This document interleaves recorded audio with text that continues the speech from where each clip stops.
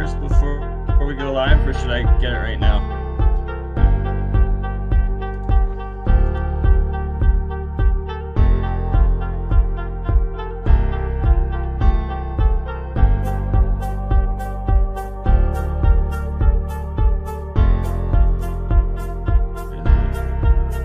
Freezing. Are we live? Being autodidactic, the self-educated on what's actually out there. He's trying to rediscover, research, remember. With what's gone on in the last few years, it's like, can we really trust the information we've been given about anything? You know, if they're not going to tell us what's good for us, for our mental and physical well-being, then why would they tell us the truth about where we came from? You know, because that's the biggest thing, is people don't want to believe they've been lied to. You know, obviously no one wants to be lied to, and then the next bit after that is they would never do that to us. You know, the government loves us, but does it really? Because we trust the science. Like literally, they put on a front for us on their Tell Live Vision, where they have their cast and they do a broadcast from Hollywood with their little holly wands. But it's just a front, right? Just like they'd put on the buildings. It's just a front. We used their foundations and then covered it with a facade.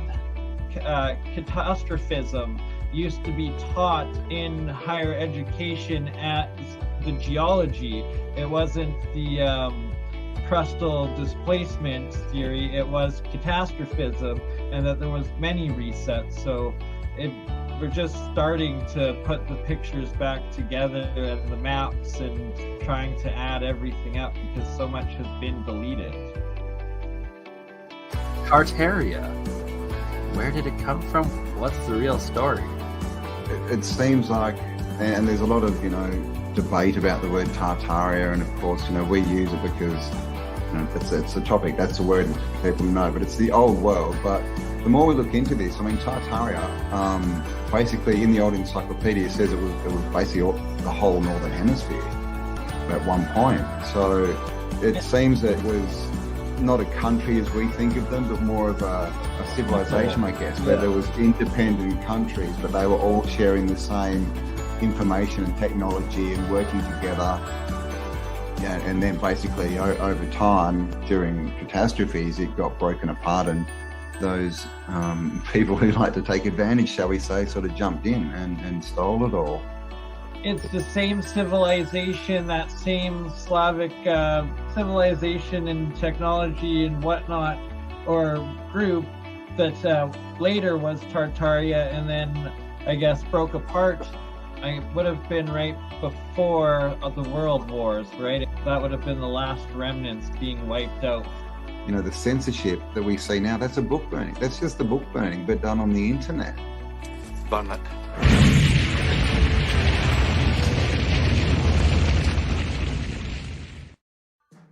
Time.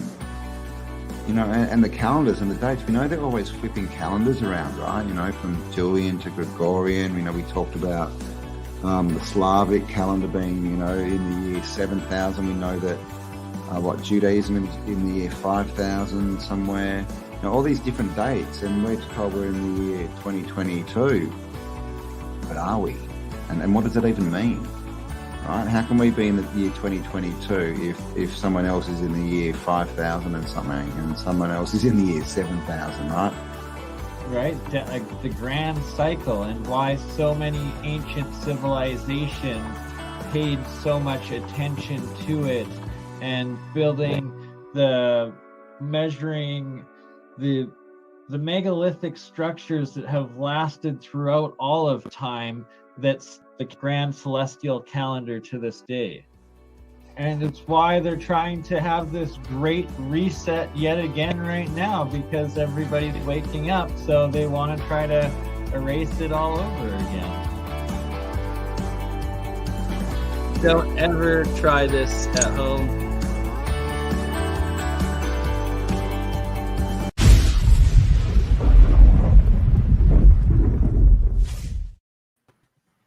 Greetings, awesome beings. Hello, hello. Welcome, welcome. Sorry, we're running a little bit late. Today I'm going to blame Bernie because his computer's just shut down. And we have Beats and we have Douglas from UAP joining us today as well for a chat. Welcome, Douglas. Hi. Of course, if you haven't seen his channel, make sure you go and check it out. Awesome work there. And Bernie's back. And so today we're going. Well, today the plan was to talk about photographs and you know, sort of give our perspective on that, but we'll see how it goes, right? As many of you may have seen, there was a video released this morning about us, basically, with a bit of interesting creative editing, shall we say. So we'll see how we go, but we basically don't want to get into their game and you know, get pulled down to their level. So we're just going to present some information.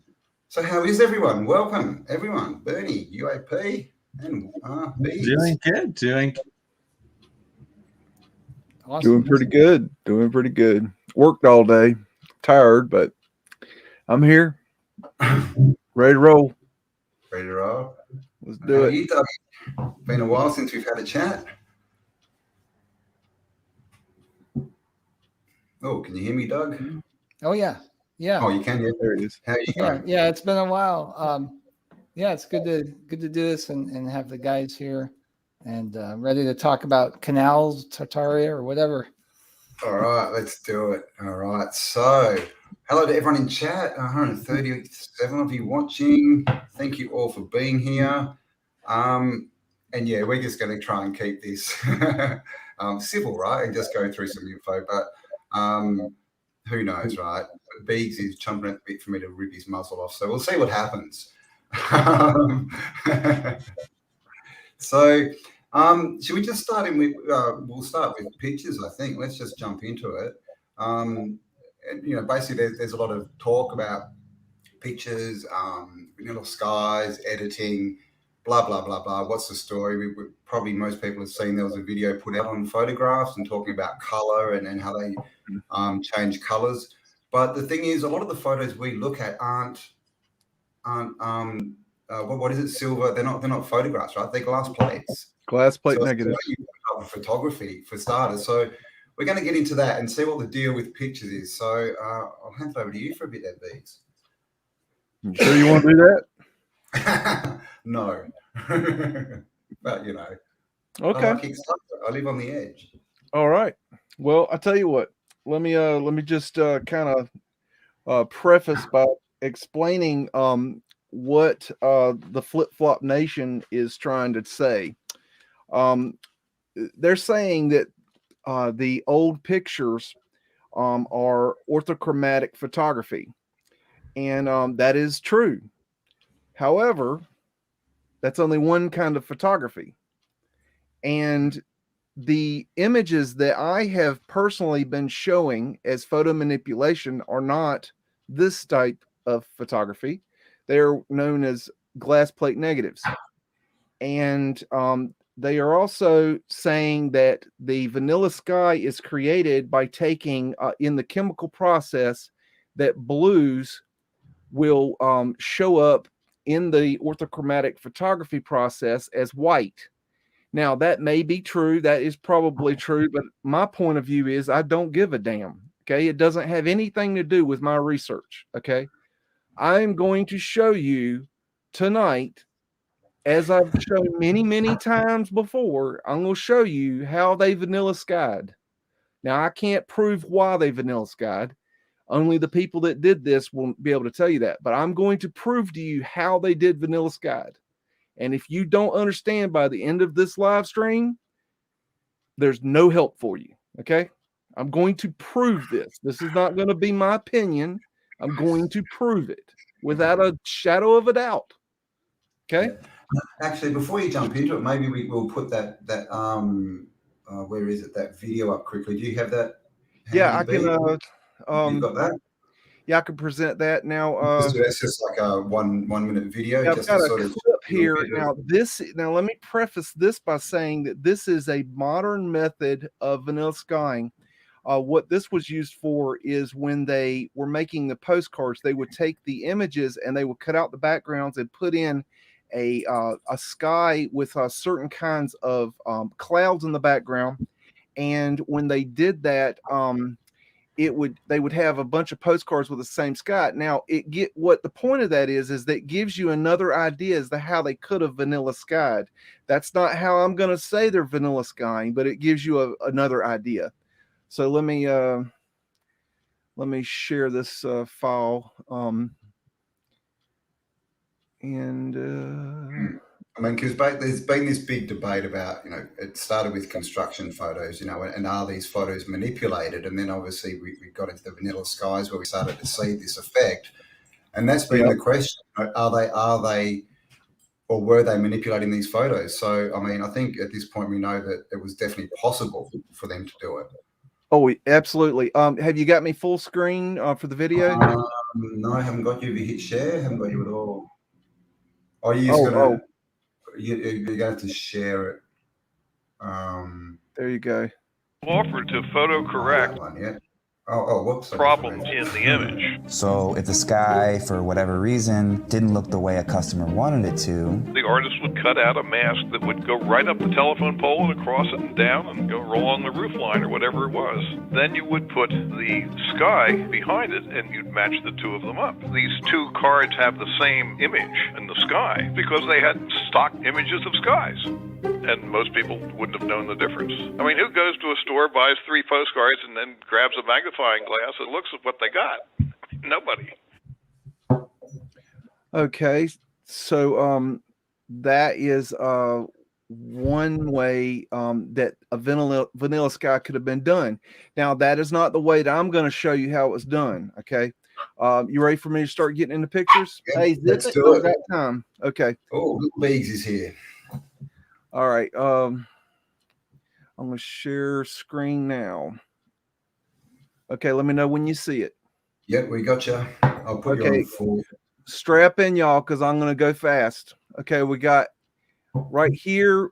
They have etched it out, trying to get rid of this phone pole. You got vanilla sky. You can see what they do is they scrape the back of the glass plate negative. You can see the scraping right across the top here, right there. You can see it right there. You can see it in between the sign right there. And you can see it on top of that building right there. Right here, you have a photo manipulated picture where they take pictures of real people and they inserted them into this World's Fair photo for an ad. So that is photo manipulation. Here you have vanilla sky, and you can see in the background how jagged it is right here. They forgot to cut off some of the building they shouldn't have. You can see some of the remnants of the glass plate negative that have been scratched off right there. Moving on. This one right here, they have vanilla skied. Oh, sorry. They have vanilla skied this one, and another technique that they use there right here, they missed the vanilla sky. They didn't scratch that part out. Right here, they did another technique where they paint the glass plate negative to bring out the details of the glass plate negative. And you can clearly see the lines that have been painted in the photograph. And I will show you many, many of these as well. This was another technique that was done. You can see it has obviously been vanilla skied. Here's one where they took out trolley lines and they do a little bit of scratching on the glass plate negative to make them a little bit lighter. And right here. And then right here is a picture that they have painted. And you can see they've painted the smoke there. Here's a little bit closer. You can clearly see the paint. And they have painted a little bit on the little men right here to make them pop out. This is another technique that they did for photo manipulation. Here we have a picture. This is Sydney, Australia. During construction, they have taken right here and scratched out right there and right here. I don't know what they're doing there. I'm not saying I know why they did this. I'm just saying that I can prove it. Here's another image where they have taken out trolley lines right here, and they've taken out something right here that you can't see. and right here, and you can see the trolley lines going across the building right there. It has been vanilla skied as well. Here's a better close-up image of where they have painted it out. That is paint on the glass plate negative. And there is another close-up. Here is an image. Everything looks pretty normal. And then they have painted it, okay, as you get into it. And you can see the painting there. And here is a little bit better quality. And I have to take these in stages to get them offline. Here's a little bit better quality. You can see the paint really good on these, where they have taken a glass plate negative and painted it. That is photo manipulation 101. You can clearly see that is a painted person on a glass plate negative photograph. Same here. Moving on. We have another image this is a photograph that they have painted. And it's a little bit difficult to see on this one, but it is a photograph that has been painted. Not one of the better ones, but it is a photograph that has been painted. Same thing with this one. You can see the man here and the paint. And we'll get a little bit more detail. Okay. And that is a photograph that has been painted. And here you can see the paint a little bit better. Here. I'm moving quick because I've got so many to go through. I'm not play bigging tonight. Okay, here's one in Sydney, Australia. This is a great example of how they vanilla sky. What you're looking at is a glass plate negative that they have not taken off the complete back. And what they have done, everything that is white is where they have vanilla skied it. Now, if you get in close, you will see that there are men standing on the tops of these bales. There's legs here, here, here, here, and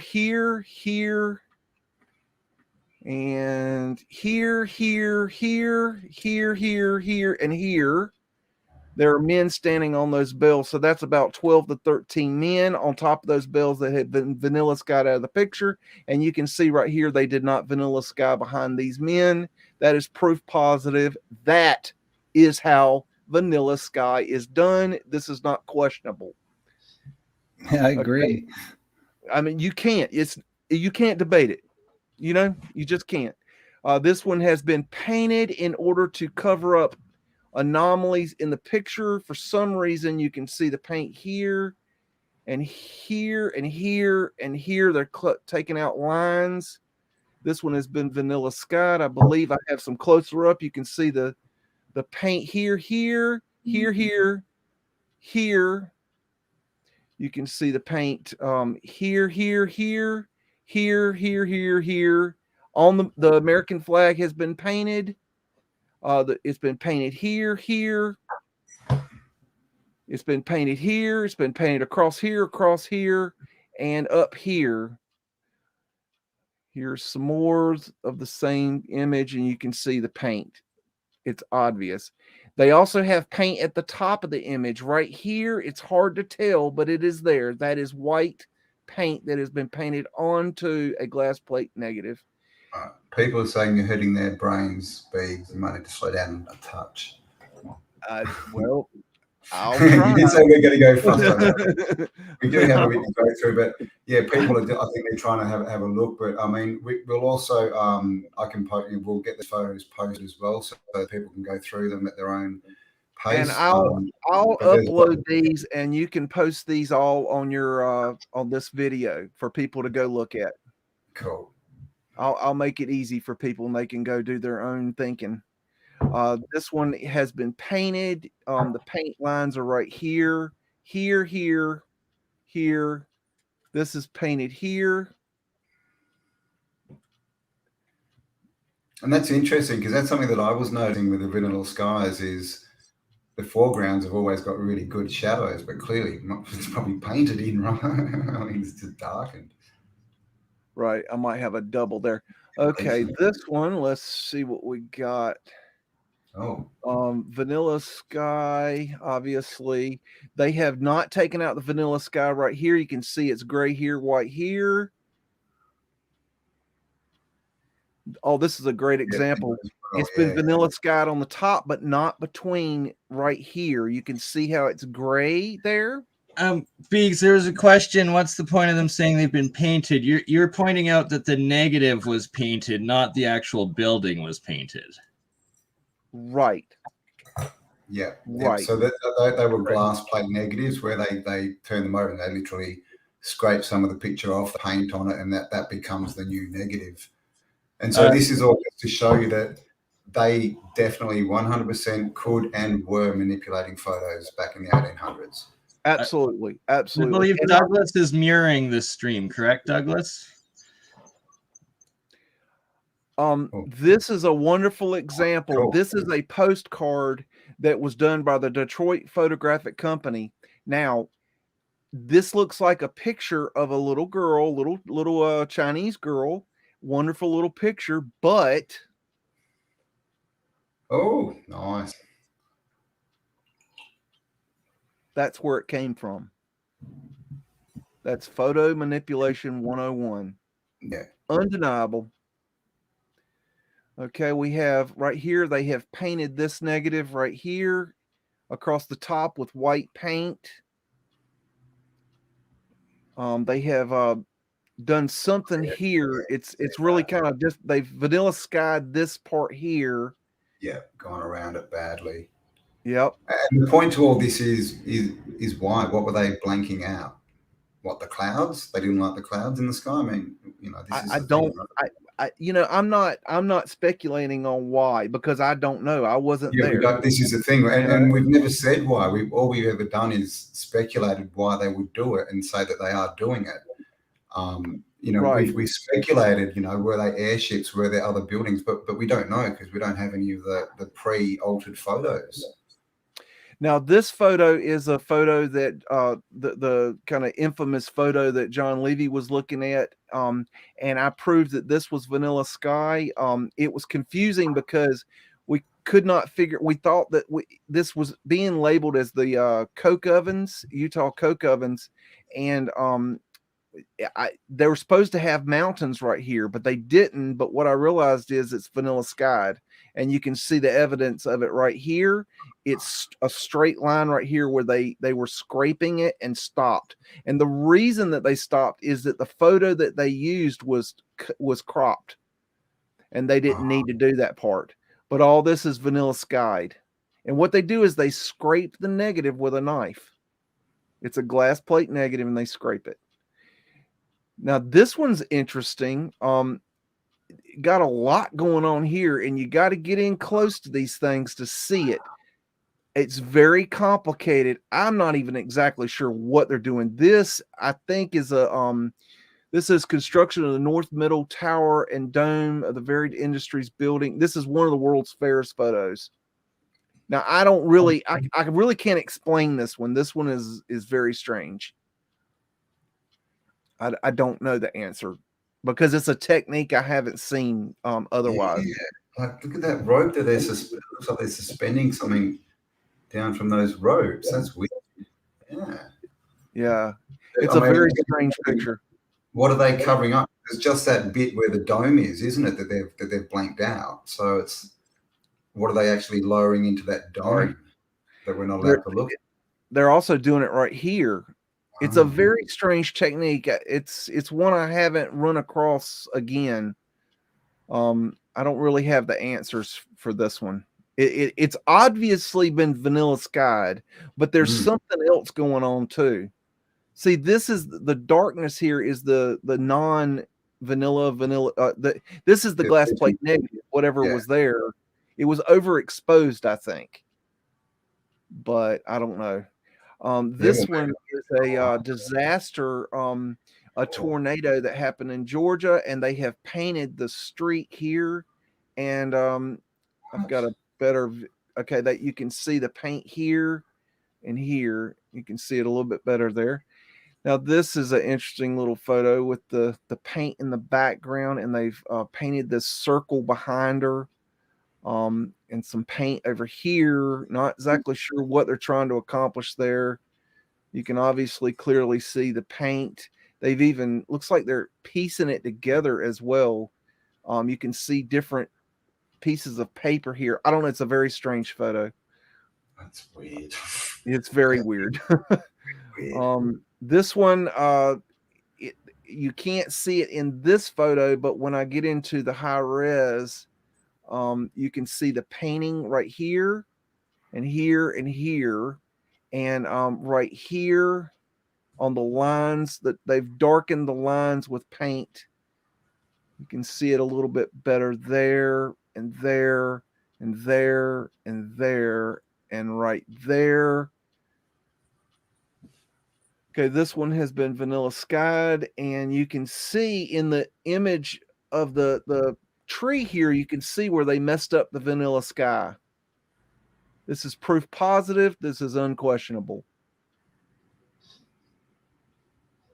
And you can see they didn't do a good job on the building, on the awning, right there. This is a really poor quality vanilla sky job.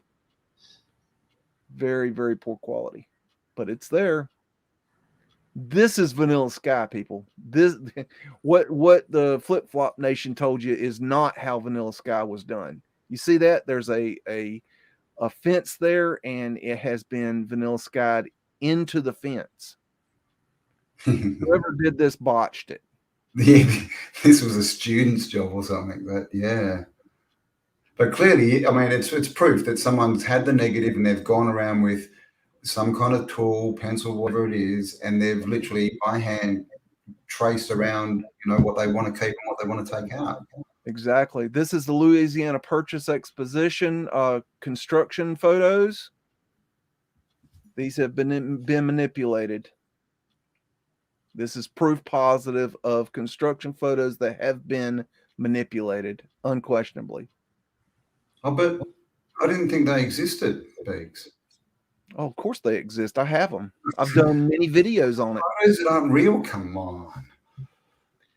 This one's been vanilla skied. You can see the original negative over here on the left, and the vanilla sky has been done here. And they've cut off the pole here. And they did a bad job on the pole right there. Am I going slow enough? Yeah, mate, you're doing well. Everyone's right here, this was a little tough to see, but there are a bunch of electrical lines right here going diagonally. Oh, yeah, and nice. They have vanilla skied them out for the most part, but you can still see the lines because they didn't do a great job. But they sometimes maybe they were in the process of working on these things and then stopped. Here, this one's really cool. This one has been vanilla skied and painted, and you can see these X marks, which is where they want to take it out. Now, this is not high res. Some of these pictures I have to download in segments because I can't download the high res. So what I do is I get the main picture and then I do a close up, and you can see the painting on the picture right there, right there, right there. Right here, all across here. There's some there. There's some right here, here. And there's some right there and over here. And then you can see they have painted right here with the architectural urns, the finials. Right here, paint, more paint. This is a painted photo manipulation, 100% proof. This is undeniable. Absolutely undeniable. I'm not play bigging. I told you I wasn't playing with you. Okay. This one, this is the overall picture. When you get close up to it, you can see the paint right here, here. Okay. Oh, I had a double there. Okay, here's one where they were in the process of vanilla skying, and what they did was they painted this one. This was another technique of vanilla skying. This is vanilla sky, y'all. It is not a chemical process.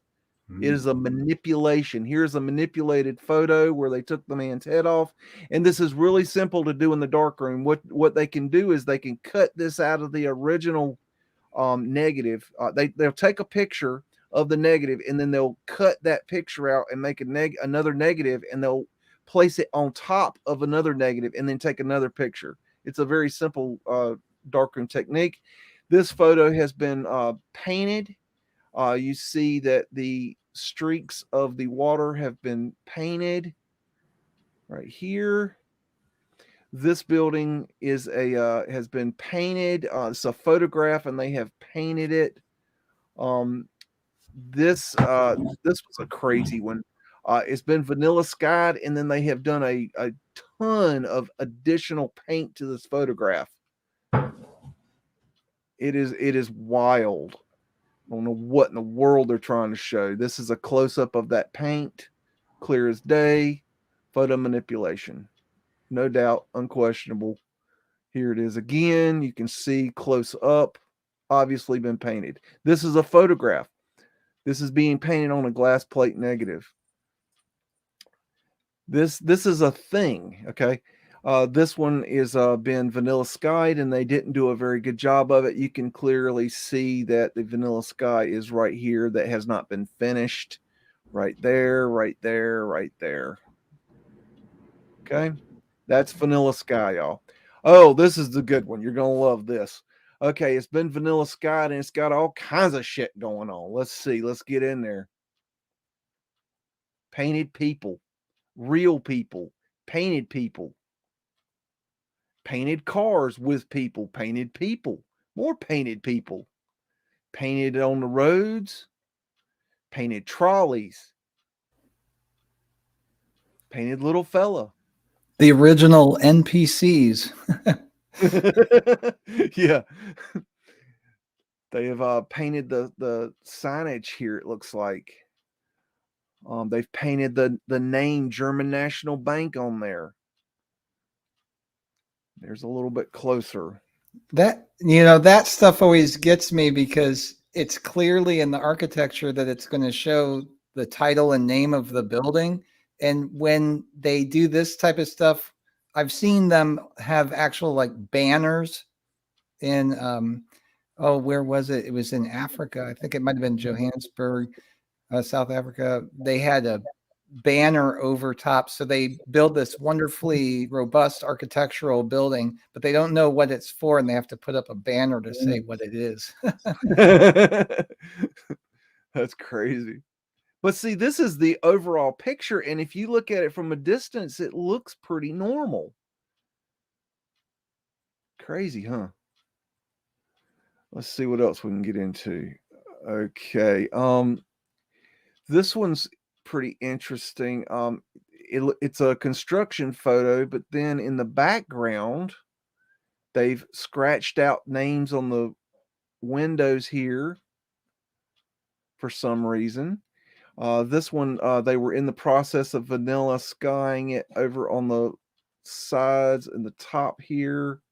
You can see the difference between the vanilla sky and the normal glass plate negative backing right there. And I've got some close-up high res right here where you can see it a little better. All right. Unquestionable. Right here, they did something strange that they've in the bottom here on the where the road would be. The road's actually a little further. That's pavement light, in case you never seen that. But that they have done some manipulation right here, maybe paint, not exactly sure what they did there, but it's a little weird. Okay, I had a double there. Okay, this one, they took out right here these vent caps, and they scratched them out of the negative to make it look a little better, I'm assuming. Here's a photo manipulation picture. This one has where you have real people in the background, but then this fellow right here is a little bit interesting. Okay, he's been painted. I think this guy's been painted too, but these guys are, that's real photo. So I'm not sure what they're doing there. Right here has been vanilla skied, and you can see the lines where they have been scratched off, and then you can see clearly that the lines are right here and have been vanilla skied. Unquestionably, this is That is 100% 100% unquestionably vanilla skied and shows the editing of it. Wow. exactly. Exactly. So one of the theories has been that there were dirigibles in the sky that they wanted to hide, and I think there may be something to that. It's a possibility. I'm open to it. My only thing is that I can't prove it. So until I find like a negative that has a half scratched out airship, I can't really say that's what it is, but all I can do is prove that it happened. And you know what? That's a start. I'll take it. This is in Utah, Salt Lake City, and they have painted in these cars. This one's kind of hard to see about what they did, but those cars are painted in. Here's they vanilla skied this, and they've kind of made it a little choppy there. Here's another vanilla sky where they've taken out the right back here, and I think they might have painted this one some too, but I'm not positive. But this has been vanilla skied. This was a series, and I believe that these might have been from a series of pictures I found from Coney Island, if I'm not mistaken. This was an interesting picture. You might want to take note of this when you have a house and a building and a bigger building, but in between is a little weird. Does anybody see anything there that's interesting? And it's been vanilla skied.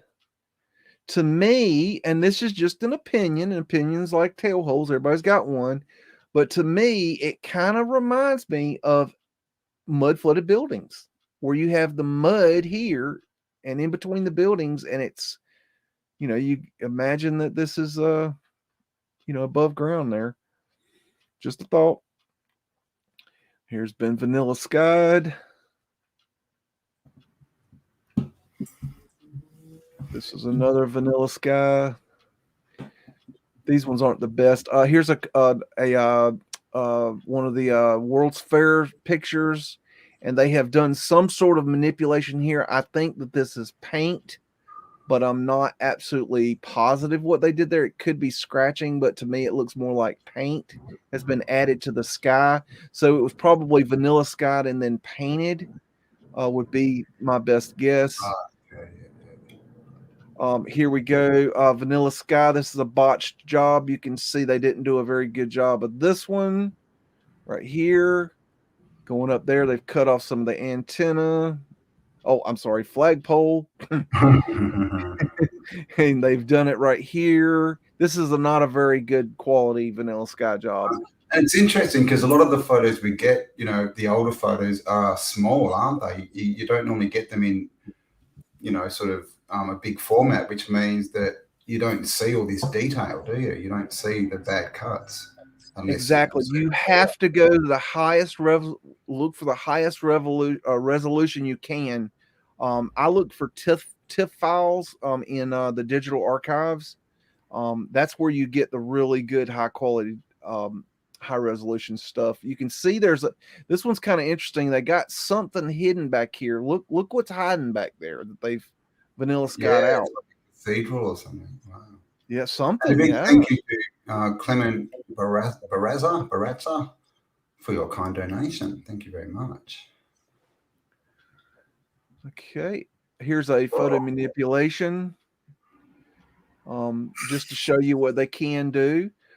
This one has been painted. You can see the gentleman right here on the right-hand side has been painted in. Yeah. This is a World's Fair photo. Let's see what we got going on here. Oh, yeah, the edge of that building. Right here, they have taken out street lamps on the right-hand side of the screen. I hope you can see that. right there. There's a street light right here, but there's one right here that they've taken out, and then one right here they've taken out. So that's See, what would the purpose of taking a street lamp out be? That's just mad. I don't know. It just doesn't make sense. I don't know. This picture has been painted. It's got this nice looking handsome gentleman right here. Not sure what's going on there. Oh, let me see. He had some LSD, man. Yeah. This is Coney Island, and for some reason they have done this oddness here. I can't explain it. I've got a little bit higher res right here. That might be like, that picture you showed us of the Indian girl. That might have been so they could cut that front bit out and put it as a separate photo. It probably had something to do. You see the crop marks here. I would say that they were cropping this photo and taking another photo like this to make a photo or something, and maybe the red wouldn't show up in the photograph or something like that. I don't know. That's a question for a photographer. Here is a botched job on a vanilla sky. This is how vanilla sky is done, not a chemical process.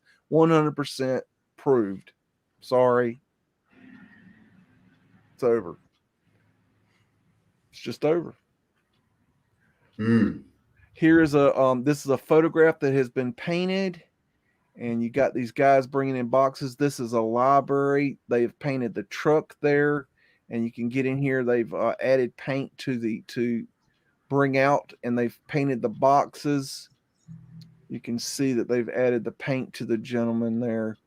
There's a little bit closer in, and you can see the paint clearly. More paint. Paint, more paint. This is photo manipulation. It is. And clearly this is, this would be to accentuate, the picture. They're trying to make it more, defined. But exactly. But the bigger question is that we're showing, the reason we're showing all this is, could they manipulate photos, and did they? And the answer is yes. And we've shown in many, many ways. And the question is, why, especially with the vanilla skies? Why? What's the point? This is one of my favorite photos of all times that shows photo manipulation. This thing is wild. When you get into it, okay, everything seems pretty normal. They've got a little bit of paint up here in the clouds. Okay. But when you get back here, they've painted the side here. They've painted part of the building here. They have painted down the side. They've painted on there. They've added people. What? They have painted right here. They have painted the road. They have painted people in. They have painted the bridge. They have painted the road. They have painted in cars. Oh. They have painted in more cars right here. They have painted in a person here. All of this is painted. And then this is wonderful. Look right here. You see the paint. This is the photograph, but this is the paint. Yeah. That is 100% unquestionable photo manipulation. 100% undebatable. Wow. This one right here is interesting. Take a real good look around at what they got going here. And then they just add some people in. False flags, too. That's They have those almost like electrical, the dual towers you see a lot of, and they just plop in those silly flags. Yeah. Yeah. And hello, John Levi, if that's you. Oh, and thank you very much, Streets of Tartaria. Love your work. And of course, Streets of Tartaria, one of the biggest supporters of this, of our little niche in the internet. So thank you for all your support to all channels. And of course, if you haven't subscribed, go across, subscribe to Streets of Tartaria, everyone, and John Levi. So I hope you can see that picture was manipulated. This one, they did some real faint, almost like drawing lines on this one. Oh, is that an airship? Is that being painted in that airship? I don't know. I don't know. It's not. I don't know. Yeah. I Painted can't in really or make painted a out. determination. Who knows? What is It it? could be in the photograph because Could you be look a- right here, could be and a then you trick. look right here. It looks pretty. They Similar. look kind of the same. Like this is a photograph. We know this is there. This was definitely a ride there. But that right there kind of gives me the same, look as that, but I don't know. You can see they've added some lines here. Let me see if this is any clear. No, it's not much clearer, but you can see they've added more lines right there. And over here, they've added, they've done some drawings. 23. This one right here, they've, it's a photograph, and they have added in paint in the background here. Okay, that was the only one I had of that, but they've also painted in up here. That's paint. There's more paint on here than I can show you because of the resolution, but that is a lot of paint on there. This one has been vanilla skied. You can tell they've chopped off buildings here, right there. Right here they've cut out a line. They've right here you can see the vanilla sky wasn't finished, and you can see the glass plate negative back here. 100% vanilla sky. This has been vanilla skied right here, and they've looks like they've added paint around it to vanilla sky. This one. Okay. I was wondering if it was the space or the no space burn, so thanks for that. So hello to John Levi clone, whatever you are, John Levi the second. Right here we have I know for a fact we found this JJ my co-host found this on my show. There were buildings behind this structure here.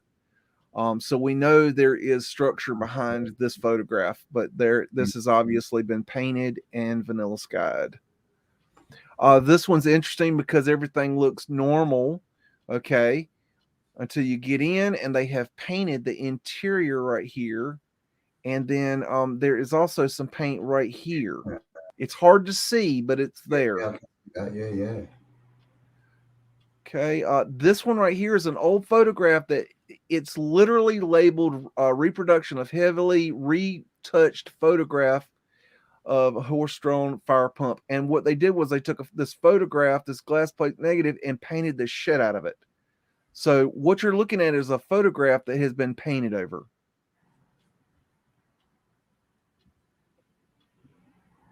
So that's some kind of high weirdness there. This one right here, about the most interesting thing I think I found in this one is the sign right here. If you go back, it's right here, and they have added, they've like darkened it up. Okay, this is an interesting one. There's a whole bunch of stuff going on in this picture, and I'll just get in there. There's painting on the shoes there. They've put paint there. They've added paint here and here. They added paint right there and right there, and all on this wall. They've painted in the rodent there and added lines there. Some there, some there. Okay, they've painted that. They've added paint over here. Okay, there's the shoes again. They painted the dude's tie, the stairs, on that wall, on his hat. What? Okay, this one, what they've done is they've painted right here, and this line up here. They've darkened up these areas right here and right here, and I've got a little bit closer in. You can see the paint a little bit better. Okay, and there you can see right there. Okay, this one right here, there's a lot of weirdness in it, and get closer up into it, and you can see the additions of lines for the boat. They've added like this stuff to the sail here. And that's a photo. Yeah, right. Yeah, they've added they've done something here to this flag. They've added paint right here, here, and here. Right. Wow. Here, Okay. here, So here. almost like it could be an old boat that was a bit smashed up, and they're trying to make it look like it wasn't. Who knows? Yeah, I don't know. They just add these little bits of paint. And I, I'm not saying it's a big deal. I'm just saying that it's there. They're doing it. Yeah. They're doing it. Okay. There's a lot going on here. A lot of it's clearly for aesthetics, so that the photo looks better. Right. Yeah. That little like girl right didn't do here, very well. She just got her head scribbled out. That's all right here. These guys right here are these guys. And this is the closer up. And you can see they've painted it. They've added paint here and here. And over here, they've added paint. They've added line of paint there and there. They've added paint there. There's another line of paint right there and there. There's paint.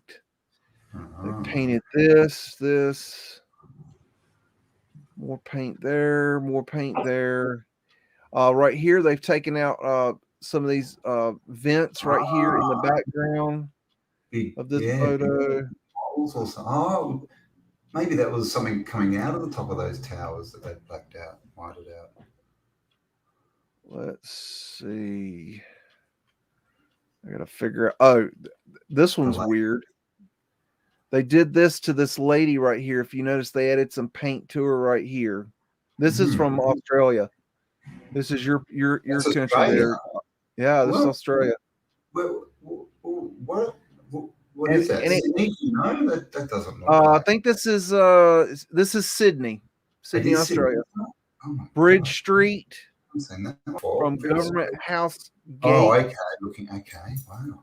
So look at the height of that bollard. See those bollards? Look how short they are. See in the ground in front of the gate. It's a weird photo. I don't know that this lady. She kind of almost looks like she's added. I don't know. It's a weird one, isn't it? This one's kind of strange. You see, I've seen a couple. You've shown a couple like this where it's around the top of these spires, buildings that they're. Is that to? Because we've all seen that video, right? Of is it Bangladesh where you can see the energy going around the top of the spire? That looks like that. That's what they're trying to hide there, doesn't it? It could be an anomaly, like an energy anomaly. I'm not sure what's going on with this one, but it's got some weirdness to it. Wow, man. So this one I'm kind of putting in the iffy category. But look at the top there, something has happened here. Yeah, look at all that metal and stuff. Wow. Yeah, so that one's kind of iffy. Now this one's kind of weird right here. Everything looks normal. Would you agree? Yeah. I mean, the ship looks interesting, but yeah, it does. Okay, now let me get closer in. Oh. You see that? Yeah. That bottom and that top don't go together. They've done the whole bottom. Okay, I see what you mean. It's two pictures. That's the ocean, yeah, right, cropped underneath the top of. Okay. I think they used a lot of models and like dioramas, and this could be an example of that. Well, yeah, that would kind of make sense. Here's another thing. They've scratched out this name right here. Carriola. And then they added this name. Oh, this could have been the original name because it may have been an actual photo of a boat, and then they've put their whatever at the top there. Looks like maybe something right there, but that's a weird one. This one I don't even know how to explain. It's I don't know. It's something about Sydney. You can see this writing right here. Maybe you can explain it more than I can. Kosciuszko is a mountain in Mount Kosciuszko. So what the what? That's not a human. So I'd say that's a dude standing up in Mount Kosciuszko when it's snowing. But It's a photograph. It's something. This is a dude, but they've painted his face Look at his and they face. painted back here, and I don't even know what they're trying to say with this picture. It's very strange. No. This one right here, they added paint down here on the people to darken them up. And we see a lot of that. We've seen that done with the video as well. This is Merchant Taylor's building Waterfront World's Columbian Exposition. Does anybody see anything weird in this picture? Yeah, you're showing pictures of the World Expositions, and clearly none of those are altered. That's very weird. Sure about that? That's what I've been told. Showing me in light. Oh, okay. That statue is not a statue. So it's not even a good drawing of the statue. What? This one right here, they vanilla skied it and they added painted people right here. And this is one of those out of a book pictures, but they have added in the whole sidewalk and the street and the people and the street lamps. Here's a train wreck, and they have vanilla skied it with paint. And you can see clearly they've taken out the tracks up here and painted them out for some reason. This one's kind of weird. You've got this line that they've scratched out going up to go into this thing, which I don't know what it is. They've completely taken it out, and they've done some scratching here. I think that's a sign that says obey. This is a very strange picture. I don't have an explanation for that one. This one they painted. Someone's just asked what the vanilla sky is. So a vanilla sky is basically when they blank out the whole background of the photo and they just white it out. No doubt we'll let you know when one comes up, but it won't be long. Just take out the whole background of the photo basically, and we're not sure they've been doing it. This is sort of the question. Here they've run the paint over the gun, the turret gun here, but this has got painting in the background.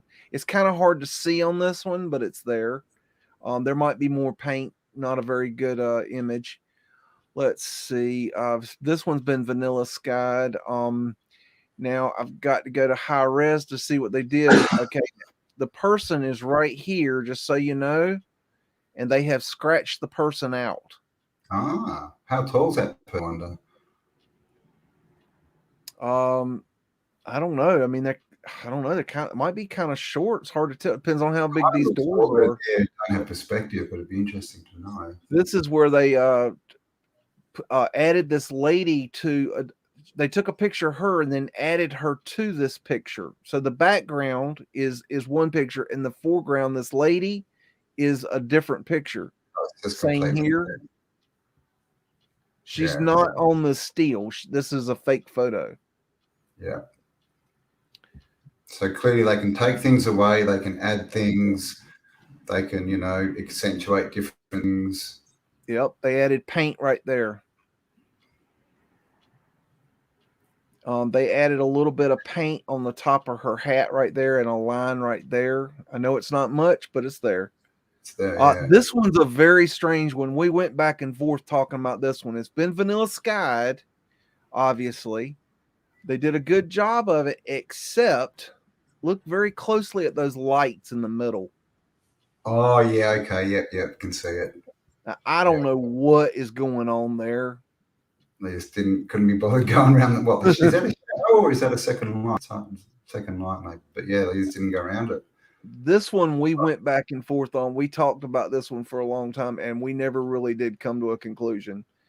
Which is a weird thing. We just don't know why they're doing it. It just wait, let me weigh in on that. Can you show that again? There you go.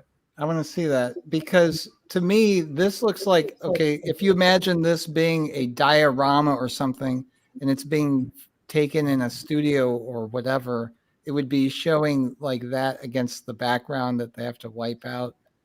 You know what I mean? Like if it's just a facade, Well, it does. Yeah, it looks a bit like a shadow as well, doesn't it? They've got it. Yeah, They've got the light set up, and they it's just kind of against like the a wall. shadow from like a flash or something when it's just against the wall, because they just took it and they're cropping it in, or they took it in some kind of a studio from a model or something, and they're just kind of placing it in there because it fits the timeline or whatever the case. Yeah. It's a good It's a point. strange one, wouldn't you agree? Yeah, it definitely looks like a shadow when you get right up on it, doesn't it? It looks like it's a shadow of the light. And how if that's a shadow, what's the shadow? What, the background of the sky? Yeah, I mean, did they vanilla sky this line like around on each side? I mean, that'd be really hard. It would be. It's a weird one. It's we went back and forth on that picture a lot. Now this one is very interesting. Everything looks pretty normal. Would you agree? Yeah. Okay, let's get into it. They've painted the background. I don't know if you can see that, but that is white paint. They've added paint right here. They've added paint across the top of the building here. They've added, there's lines that are going across here that they have painted. You can see the paint right here, here. There again. Go across to that edge of that building. I'll get there. I see that effect a lot, like where it's like a little bubbled line around. You've got paint there. Like, what is that? There. Let's see. I'm making sure I get all the little points in this picture. This picture is very strange. They've added paint to this car, to this man, to these trees. They've painted that tree real good. But if you look very closely and follow this line right here, watch that line. Watch the line. Just keep watching the line. Really interesting. Very interesting. They've added that building.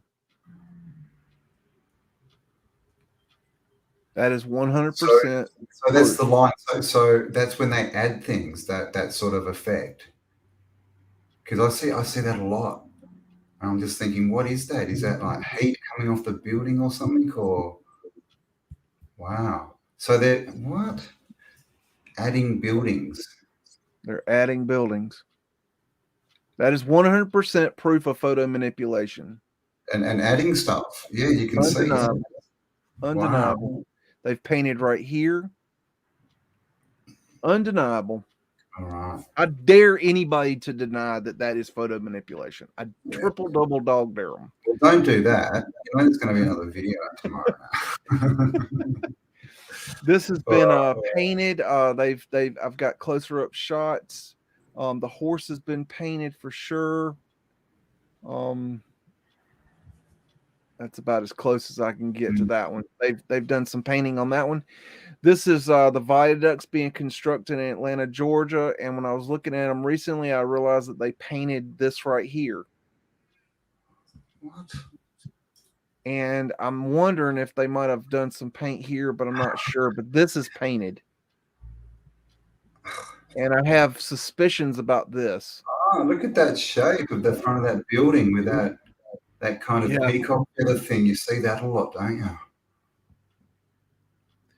This has been painted. I mean, to add buildings in, I mean, you know, like, what's the motivation for that? Is it because they're trying to match the pictures to the narrative? Like, because it doesn't match up, that they're adding stuff because people are like, well, this is a picture of here and this building should have been here. Like, I mean, well, I don't know. You know, it's speculation. I mean, I don't know. I can prove that they did it. I can't prove why they did it. This is a matter of fact, this picture was so interesting that Conspiracy RS showed it on his show. This has been vanilla skied, but not just vanilla skied. You can see they didn't do a very good job of the vanilla sky, and they cut up the building. Okay, and you can see it's jaggy on the vanilla sky, but that's not even what's interesting about this image. It's not a very good job on the vanilla sky, but that's really like secondary compared to what's coming out. They cut off the finial. Looks like they might have even painted it a little bit there. But we're not even See all the power lines going everywhere that they've blanked out? Oh yeah, like that right there. Yeah. Now I'm going to get down here. You can see they've cut off the trees, but that's not even what's interesting. They've cut off buildings right here in half. Now, What? do you see anything else in that picture that should be there? There's something very interesting. The pole is missing on that guy right there. That's missing, but that ain't it either. This is from, I'll give you a clue. This is from Detroit, Michigan. Yeah, is there two photos again? Is it because the side is a lot darker where that dude is? Is it? Nope. No? You ever heard of a moon tower? A moon tower? Yep. There's a moon tower in this photograph. Can you find it? Oh, is this the? Oh, this is the one you told me about. Yeah, no, I haven't seen this one. Ah, okay. Nice. They've scratched it out. That's a moon tower. That's the side of the building, yeah. There's a moon tower in that photograph they have scratched out. Okay. Wow. So that's, what is a moon tower? It's a light system. They put these big arc lights up there, and it would light up the whole area. They were very bright. Matter of fact, these are located in Austin, Texas now. Austin, Texas, the city of Austin bought them. So there still are some examples around. Yes.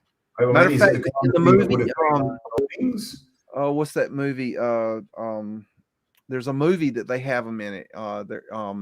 The one about the 70s movie. Gosh, I can't remember the name of the movie right now.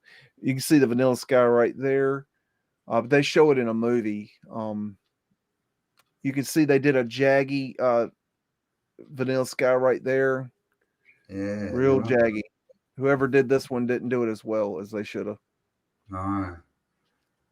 All right. So should we have a chat about these vanilla skies and what we all think about it? I mean, that's about an hour of yeah, a hour of vanilla sky. Now we'll get into so if you understand what we're talking about, guys, then we can't help you. You get it? This one, they've taken out the trolley lines right here. You can see the lines clearly right here, and they've been taken those are contrails from the 1800s. What are you talking about? This one they took out here, and then it's right there in front of the pole, and then it comes back. That's just strange. So, I mean, well, that's that's something that we would kind of expect without questioning is taking out trolley lines, right? Because I would do that in a city that they're trying to tell you never had trolleys or trams as they're supposed to be. This one's hard to see. You really can't tell that it's been vanilla sky. Now it had. This one, I think they did some kind of manipulation to or something because you can clearly see it was vanilla skied right here. Yeah. But then if you get up here, I don't know if you can see, but there's clouds right here. There may have been. So what's happening there? They painted those in, and this is, clearly different than the video we showed at the start where they literally just took out the building and put in a whole background. These photos they're painted. They're like. Done badly by hand. It's just weird. Well, one of the things I do when I look at it is I look at the horizon. So on this one, it may be the case where if you look on the left side, where is the horizon, and you follow it across, of course, there can be undulations and hills and things like that. But in some cases, they clearly Miller skied out enough of it that it makes it almost impossible that the horizon isn't nearly rising up to the level it should. I don't know the terrain. Maybe it could be explained by the local terrain, but oftentimes when you see obvious manipulations, you can tell that it's gone like that kind of manipulation. Can you see that right there, that crane? There's a crane in that photo. Can you zoom in? Yeah. Can you see that? I see it, yeah. Oh, there, yeah. Okay, I see it. Yeah. Wow. Okay, so that's been scratched out. Was that a ladder up the side of that building too? A what? A ladder? Yeah. Right in the corner there. Yeah, right. So they're The oldie obviously latterly. Yeah, the Always ladder. there. You're here, Doug. Always there. The ladder had to come. Yep. Guaranteed. This one you can tell that they scratched out the Vanilla Sky building out right here. But this A is lot of Vanilla them, it Sky. looks like they're also taking out the antennas that were up there, the quote unquote flag poles with no flags. Oh, this one's a beauty. Oh, this is a good one. This one's got what they did was they added in right down here. This is all painted. And they painted half the people here, and it's picture here and painted here. Oh yeah, okay, I see what you mean. Same right there. So is that so? That line is a cut line. It looks like a power line, but it's like that thin black line. Can you see the paint mark, the paint strokes right there? Yeah. And you got all these people are painted. What? Painted. They've painted right here. And then the other side. And it's a real photo. It's a glass plate negative. It's a real photo. That's, and they have manipulated it a lot. And the question is why? Okay, this one this one's weird. If you look at right here, it's been in Vanilla Sky, but it's like they cut off the top of the building, and you can see some of the building right there.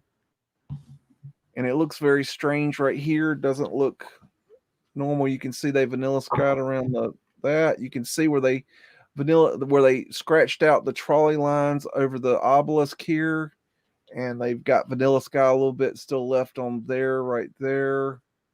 So clearly, in at least some of these photos, they're getting rid of tech, right? Power lines and lights and things. And you see the antennas, right here, power lines, all of that. And then like this photo where it shows a little bit of the cloud and then it shows the sections that are Vanilla Sky. I think that's a really good example at the top of the tower there. Yeah, you see that pole right there? It's been cut off. A bit short. And you can see it's been Vanilla Yeah, see the Sky. cloud there, the cutoff and whatnot in between. There's a line right here that got cut out. Looks like bricks oh, that's that roof. Okay, yeah. But what's hanging from the pole, the smaller pole behind it? There's nothing hanging off of it. Oh yeah, I don't know. It's like the electrical wires are just hanging out of it. Yeah, right. I don't know. This has been Vanilla Sky, obviously. You can see the jagginess on the trees. They didn't get all the way in there. Right there. And you can see they cut off some of the building right here and here. Very bad job on Vanilla Sky. Yeah, like they God. The people who could build all these buildings, they weren't very good at manipulating photos. God. Yeah, you can see a line there missing. Yeah, look at part of the sky with the rod up and then it's cut out. They've cut, look, you see the ball finial right here, and they've cut it out right here. Off, yeah. And they did it right here too. They cut that one off too. This is Vanilla Sky, y'all. This is undebatable, undeniable. It is not a chemical process. I'm sorry. Yeah, no, this is that same photo, I believe. Yeah. Okay. But, I mean, I had that one twice. Okay, now I've got let me okay, now this is a set of images that were taken on Fifth Avenue in New York City, and they are heavily manipulated. And they have added cars, they have added horses, they have added painted, they have added streets and lamp posts and sidewalks. They have done all kinds of crazy stuff. I did an entire video on this. You can find it on my channel. They have cut and pasted things. Sorry, thank you, Nick. It's what?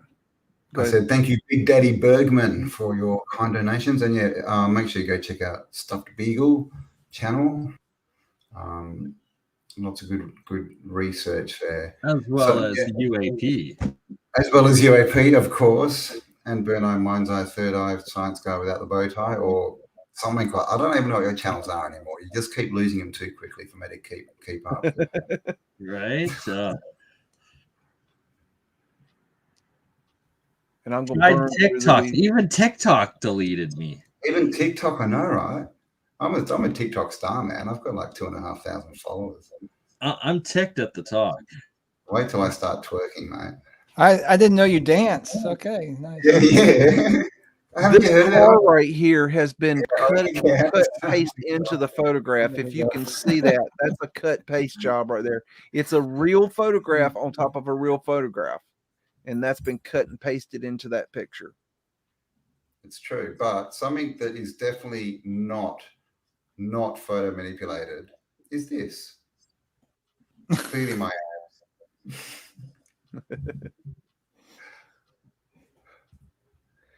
I think these cars might have been added in because you can see the lines right here. Right there, you can see the cut paste lines. Painted lady, that's a painted car. That is too. There it is. All three of those cars, all four of those cars are painted. That person's painted, the sidewalk's painted, the road's painted. And we have to acknowledge there may be perfectly legitimate or explainable reasons why they would do that to make the city seem more modern or to just clean it up or different things like that. But absolutely, the extent that it's done and the fact that it's not very well documented or explained makes the questions worthwhile to ask, I think. Exactly. I think the biggest question, why are these being put up as historical photos if they've been altered? Right.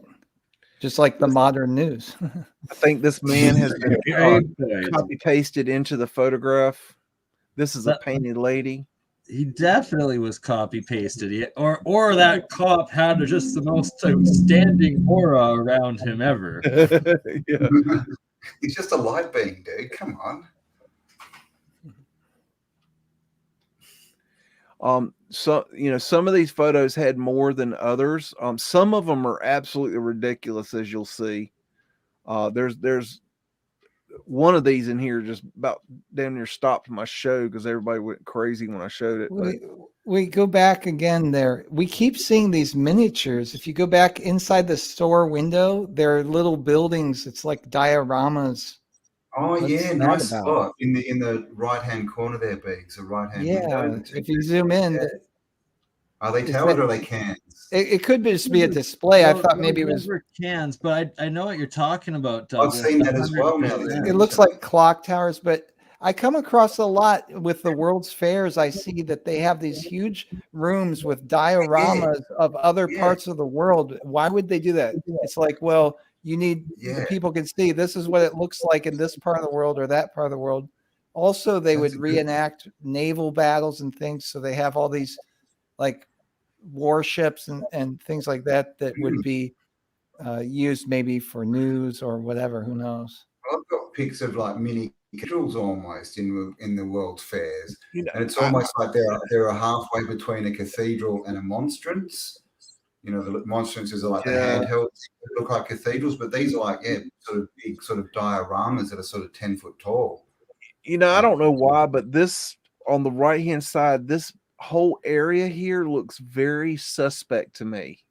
Does that look weird to y'all, or is that just my eyes? They're painted out around the trees for sure.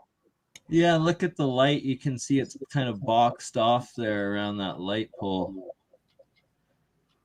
It just looks kind of What's behind odd. I don't know. It almost looks like they've blanked out buildings behind that light, didn't it? It did. Got a painted lady there. Could have been very smoky back then too. Painted horse and buggy. But steampunk was steam, not smoke. There's another ladder.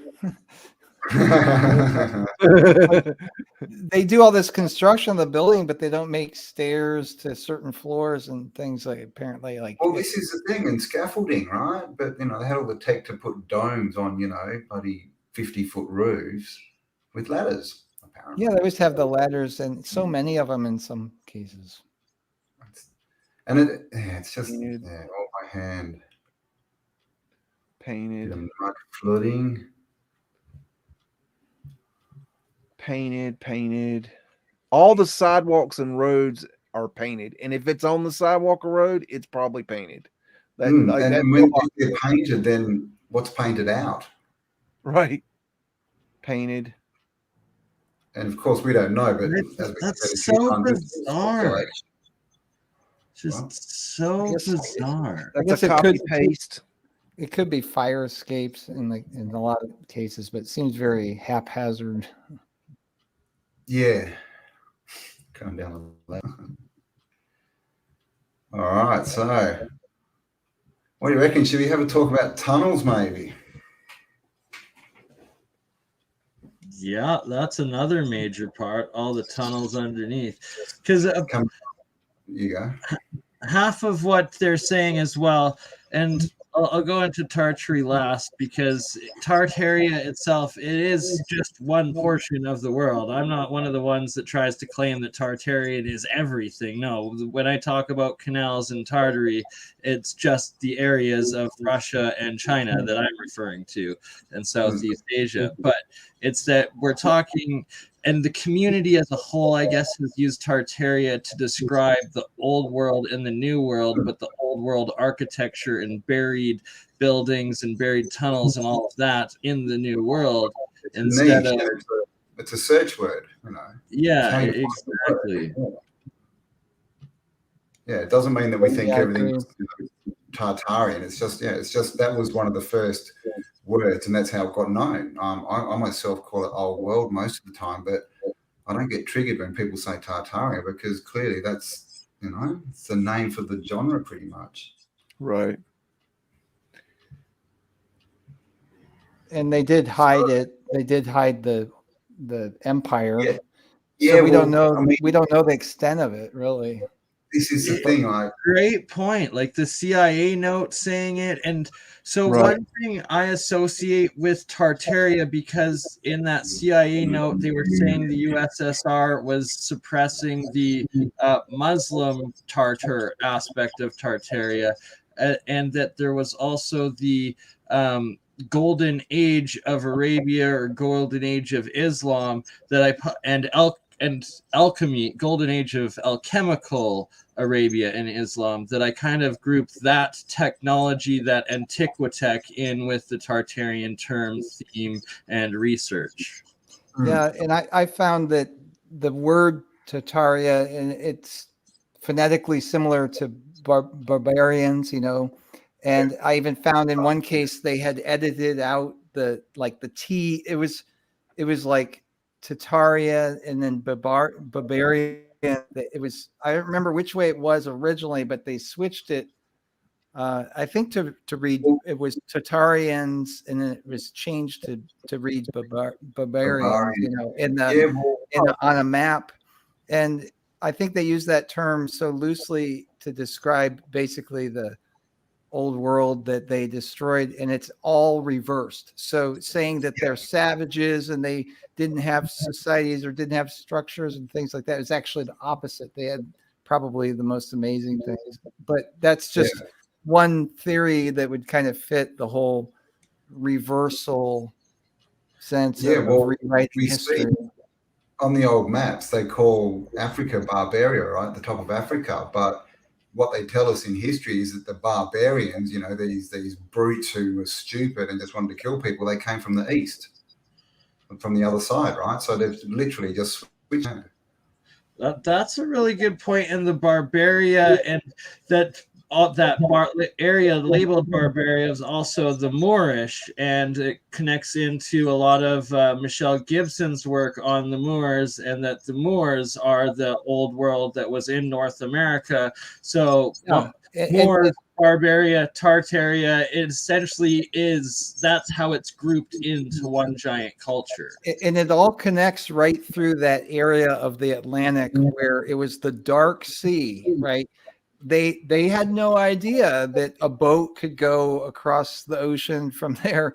It's ridiculous. And if you consider the possibility that Atlantis existed in that area at one point, where the Dark Sea was muddy and tumultuous and everything because there was an event maybe that wiped out the islands that were there, but it would have all been an interconnected empire maybe.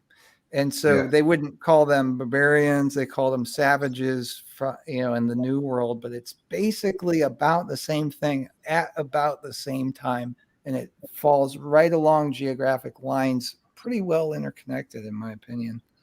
Yeah, I agree. It's almost just like saying east and west or something, isn't it? Yeah, like the Roman Empire, the way it's presented, they don't talk about the Eastern Roman Empire very much at all. But wouldn't it be about equal in size? And then we're finding out, I think a lot of you may agree, that the West, the traditional, the well-known historical Roman Empire may not have even existed the way that they say it did. No, right. Really clearly, mate. They were just, Roman. Yeah, anything Roman, especially in North America, what they claim is Rome, it's more likely was actually Mesopotamian, Egyptian, Sumerian, and Slavic, Icelandic. What's the word I'm looking for? The Nordic as well. And then on the east side, the Oriental. But it's very evident that the world was a giant seafaring, exchanging through the seas throughout all of history. There was at least one big part that was traveling around, sharing all the info and stuff. Yeah, when I looked into Japan, the way it was, Nippon Island was totally closed off until sometime in the 1800s. Yeah. Yeah, and it wasn't that they couldn't travel; they just weren't allowed. They would be killed, and it was totally closed off artificially, much like modern days.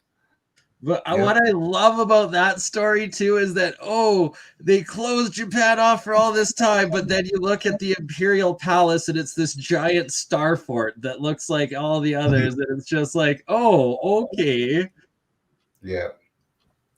Look into the original samurais.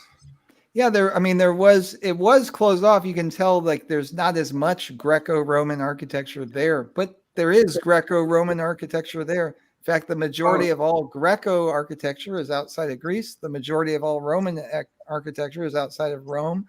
And it's just their way of well, they cleaned up, Rome and those kind of areas, and that's where they ruled from. So they just went, everyone's just copied us. We own it all. That's all it is, right? It's just an ego trip.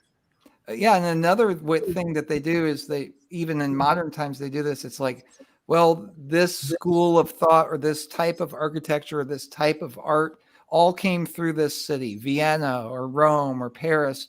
But really, it doesn't make sense that only people who were schooled in that area would know how to do this type of building and such. And it doesn't even follow in their own narrative where you go through time, you have a building like the Pantheon. They know how to build it, and the very same people in the very same town hundreds of years later have no idea how to do anything like that anymore. It's ridiculous.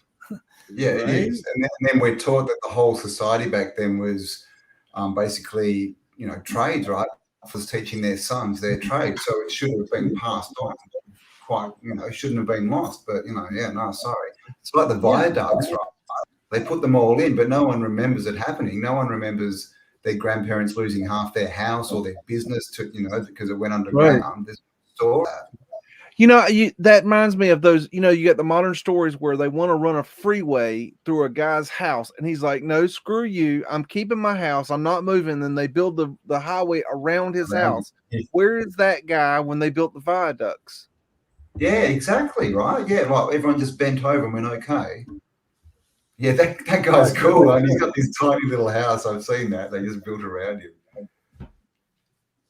It's crazy. But yeah, this is the thing. So I mean, I think what we're saying is clearly they've been manipulating the past, which means they've been manipulating the story. So we're not saying we know why or what they were doing. We're saying there's big questions there, and to just try and blanket that off as, oh look, here's a picture that clearly wasn't manipulated. That doesn't prove anything.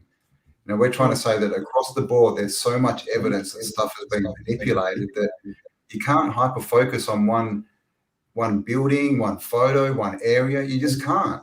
As we're going to have a talk about canals, and it's the same as everything else, right? They might be able to explain the Erie Canal and have photos, but I found a canal. I found canals in Madagascar. I found a canal on Easter Island, a man-made canal on Easter Island. Explain that. This is why hyper focusing doesn't explain anything. And the similarity, Campbell, if you look at the dimensions, I don't know if you did this kind of detail, but if you look at the dimensions of these canals, you can take the Erie Canal, you can take canals in Europe, take canals all over, canals underground in Washington, D.C., I think. They have canals everywhere. The dimensions are almost exactly the same. And I started to look at the canal boats that fit in those canals. So many of them are still around, and you'll see it just in your local area. You will see canal boats just in the most unlikely of places because they were well built and they get repurposed as different things. But I've seen them, like I was driving in a strange part of town, really far from any canals or whatever, and I saw a canal boat that somebody was using as like a trailer, just to pull junk or something. But it was the bottom part of a canal boat. I was talking earlier about how Venice, California used to be nothing but canals, and that's why they called it the Venice of the West. And if you look at the history of that, there's a few canals left, but it used to be canals all through Venice. And it was really cool. And you have to wonder, and if you look at the narrative, the narrative stinks to high heaven. I don't think we built that. I think it was already there. And I haven't done a lot of research on it, so I'm not like the authority on canals, but I do believe that the canals are old world. I mean, when the hell did they build the intercoastal waterway in America? I mean, that thing is absolutely huge. I know they say when they say they built it. Well, where's all the pictures of from start to finish of them building this major project during World War II? Yep. As well as like the giant seawall and like the canals that connect off of it along the entire eastern coastal seaboard. And then you get down to Florida and there's all of those quote unquote, they call them Roman canals just because of the age of them, but they were there before the Spanish got there. Because you got and Rome, man. I'm just going to run to the toilet. I'll be back. You guys chat 1 minute.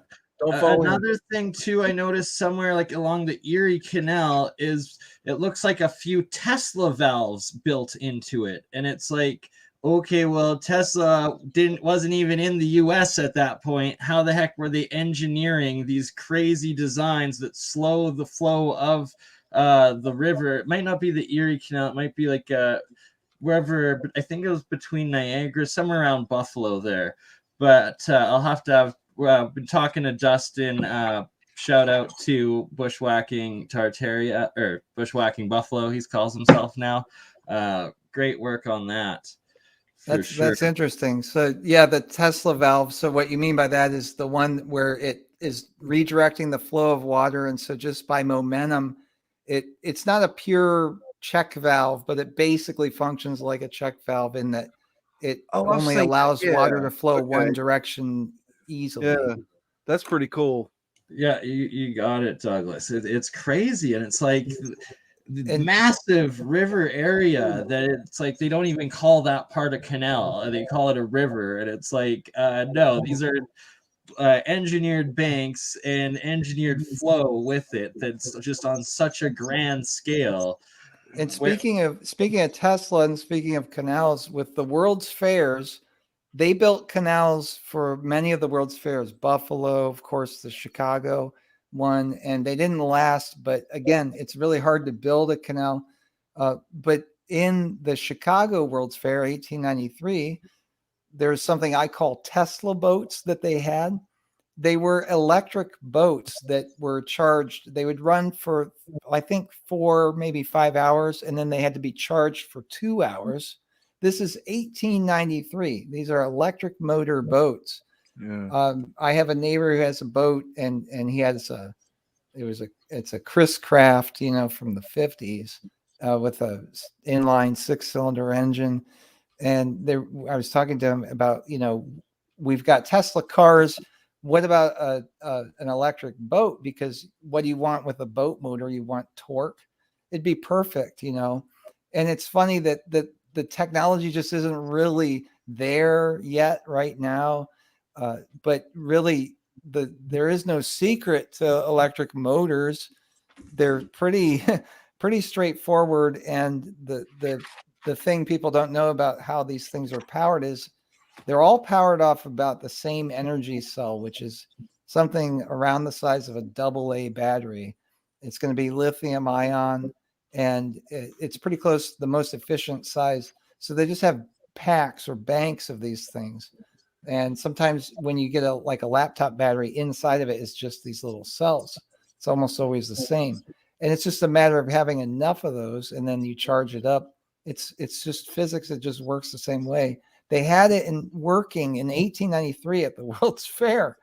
And then here we are in 2022. He had boats, little remote control boats, and he used a remote control when he invented the remote control also. Yeah, I forgot about that. Right? Yeah.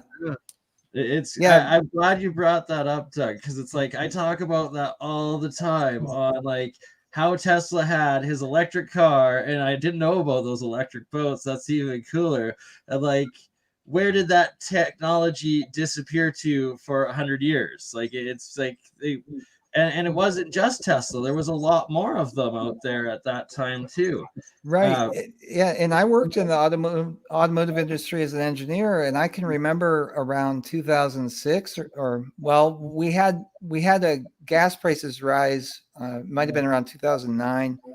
And we talked about electric cars because they're starting to push for it. And it just didn't seem economically viable. It just didn't seem like it would be possible by, these are pretty top engineers I was talking to about it. And it just seemed like it wasn't going to be a viable option. But just after that, Tesla came out with the cars, and it's just like all of a sudden, all the problems are solved. Now here it works. Look at this. And it's just the greatest thing.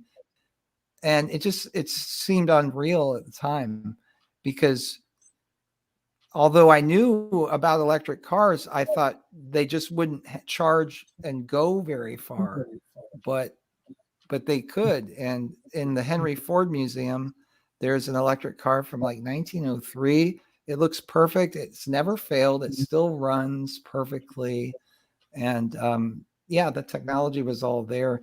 And I think, with the canals, there's no reason for them to get rid of them. The Erie Canal, the Wabash Canal, and the other ones right around where I live, in Netherlands, almost completely overgrown. All up, a lot of them. They went in and filled them in and made streets out of them. Canals being old world, it's like every single star city is built full of canals, and then they call them moats on some parts, but in the citadels and the star cities, me and Campbell have gone through, it's 50, 60 canals going through the entire cities and through the walls of it all. And just it was this seafaring transportation based society and infrastructure, essentially. Yeah. And it doesn't make sense to get rid of it when so many times they're using boats in lieu of road travel, right? So why would you, if you have waterways in an area, why would you get rid of it when you have all the bridges, everything's in place? You could just make use of it. It's more efficient. It's just like having train tracks, but they decided, well, we're going to keep certain train tracks, not the electric ones, but right, the steam powered or diesel powered ones. where they have the horses pulling the old electric trolleys on the lines. It's just And- like, what? No, And one of my theories Baseball. about mud flood is that the old trains and train tracks were old world, and they were all over the world. So that's part of my mud flood theory. Mud flood theory by Biggs. It's on YouTube. Yeah. Well, if you look at the connection of the cross country railroad in the United States, they had an artificial break, and it was still there even after they did Promontory Point and connected it. They still had this artificial break right around the Mississippi River for, I think, 10 or at least. Oh man, what was it? It was 10 or 15 years until it was finally actually all connected. Wow. So it's just like a like strange thing to go through all that trouble to connect up the railroads. Well, of course, I think That they is weird. probably were Yeah. already connected, but That is very strange. Like, and there's some of those Siberian rail pictures where it looks like they're literally digging out the rail from being under meters of like permafrost or whatnot. Yeah.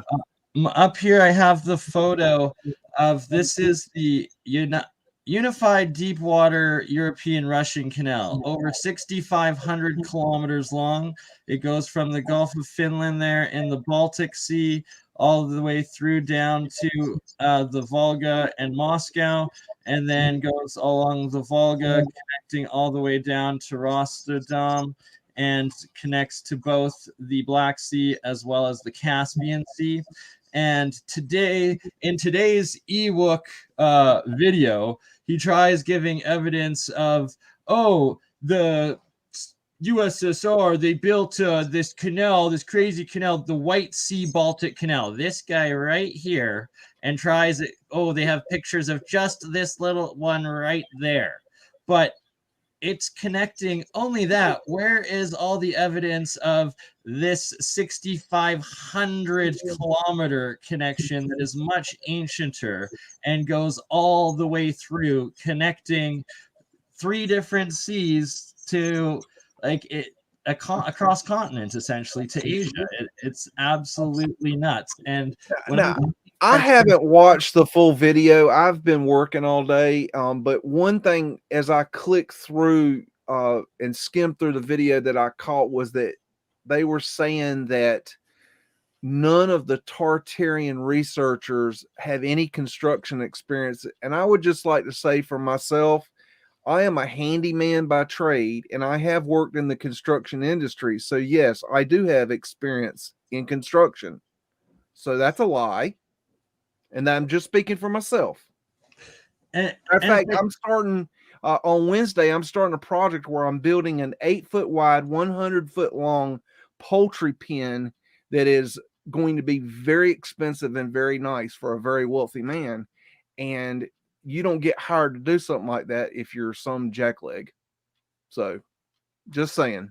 Right. And like, oh, I've got so many engineering friends that watch my stuff and are just like, yeah, like, thank you for finally bringing light to this stuff because it's never made sense. And like, in one rebuttal to, oh no, I still wanted to show just this part right here. This is a Tartarian canal. This is what I'm talking about. This is the area of Tartaria, and it's a canal that is 6,500 kilometers long. And then the second one that I also talk about being a Tartarian canal is this Grand Canal in China, which is 3,000 years old. And well, it's in China, part of Tartaria. Okay, these are the Tartarian canals I'm referring to, not somewhere over in the US where there's a couple of pictures of them adding to one little segment of one. Remember, it's Tartaria. Like it's ridiculous. The cherry picking of the flip-flop cherry picking. Yeah. Because it's interesting what you showed. Cherry pick every little tiny little thing that looks absolutely perfect. Yeah, we cherry. Yeah. Okay. It's interesting what you showed about the canals in China, because on the western side they don't connect. Like, why would that be? Because also, like in the United States, the western part of China is this kind of wasteland desert, and it seems strange that they would be not having things connected, just like with the rail lines in the United States. It's a very similar story. Yeah. Coincidence? I don't know. So what I was reading up on the Chinese Grand Canal, it's like it used the most ancient parts in the oldest dynasties had the majority of that canal up and running, and then it fell into disrepair, and that only in the last 100 years have they gone back and dug out certain aspects of it to get it back up and working again, where it's like the entire infrastructure of it is ancient as F and was the most advanced parts of it, and then it somehow there was a reset and then got filled in, and then they had to dig it back out. You know, a lot of the smaller canals that I've noticed are actually stone or brick lined. And matter of fact, I saw recently somewhere in India, I believe, there was this canal that nobody knows how old it is or who built it or anything. And it was all, you know, brick lined or stone lined. It was humongous, miles and miles and miles long, and it was just absolutely phenomenally huge, and nobody knows who built it. It's like there's no record of it. Yeah, that's like the one in Washington D.C. that's underground. It's all brick. Many of them are brick. Yeah, they have the same thing in Nova Scotia, Charleston and Tampa and San Francisco as well, at least. And Tampa Bay. Everywhere. In the Pacific Northwest as well, they have them underground. Yeah, and they're finding them all the time now. They're going to do construction and they're digging up, and all of a sudden they find this brick, you know, tunnel that's big enough for a man to walk down. Another weird thing is that, and I think Conspiracy RS was talking about this the other day, but they're the bottoms have wood planks on them. Yeah, that was Conspiracy. Very strange. Great video. That's not a sewer. Yeah, like they even had the wood tested for fecal material, and didn't have any. Zero organic matter other than the wood in the samples when they tested it. Yeah, that was an awesome episode. Exactly. Look, I don't believe that the whole world was full of Tartarians. I'm not an idiot, okay? I do believe that there was a civilization called Tartaria, okay? They were up in, you know, the upper Siberian area, and then they expanded just like, you know, the United States has expanded all around the world. They did the same thing we're doing, okay? And they had a presence all around the world, okay? Just like we do today. That's how I look at it. Now, exactly. So I just want to interrupt you. Like, so with the world fairs, there was literally like a little India, little like Thailand, little everything segment in them, right? Where it's like it was this giant global civilization that was represented beforehand. And then the new Roman Empire came in and conquered absolutely everybody, crushed this free world, and reset it all, essentially, is what I'm thinking. There's a lot going on here. The canals in, where are we? Ukraine? Yeah, right off the Dnieper River in Ukraine here, and it parallels the Great Wall of Tartaria. Douglas, have you seen this? This is the canal, but the Great Wall of star forts that goes along this. It's just nuts. So, like, that's another part. Like, oh, okay, no such thing as Tartaria, or no such thing as like old world in the new world. But what are all of these star forts? This giant wall of star forts across the Eurasian continent that was literally called Tartaria, and then we have these identical star forts throughout the entire world, including New York, that the Wall Street is the identical wall as this wall that it goes throughout Eurasia. And they're not really forts. It's better to call them star cities, because if you find the ones that are less disturbed, there are bricks that match what is in the fort all throughout a huge area. I mean, many, many square miles, and it's a citadel. It's a complete city from the star shape, but going out and it's a lot of bricks, for example, you know. That's a good point. I want to make a point here. The Flip Flop Nation talked about how they had brick making machines, and they made the bricks with these machines, and they could spit out a bunch of damn bricks. Now, here's the thing. I don't care if that machine can spit out 1 billion bricks a day. I don't give a damn. It doesn't matter to me how many bricks. Where and who and how did they fire the bricks? Because if you don't fire a brick, you ain't got a brick. Yeah, it's been used as a criticism that, okay, a little girl can make a mud brick, you know, so many in a day and everything. But yeah, maybe in a warm climate, when if you don't mind it crumbling and, you know, that's a few decades. That's a sun-dried brick. Now that is a type of brick, but that is not the kind of brick that these buildings are made of. The kind of brick that these buildings are made of are fired bricks. That means they had to be fired in a kiln. And if you study kiln firing bricks, it is very difficult to fire bricks. You also lose 10 to 15% of your bricks every time you fire your bricks, which are known as the clinker bricks. Mm-hmm. Okay.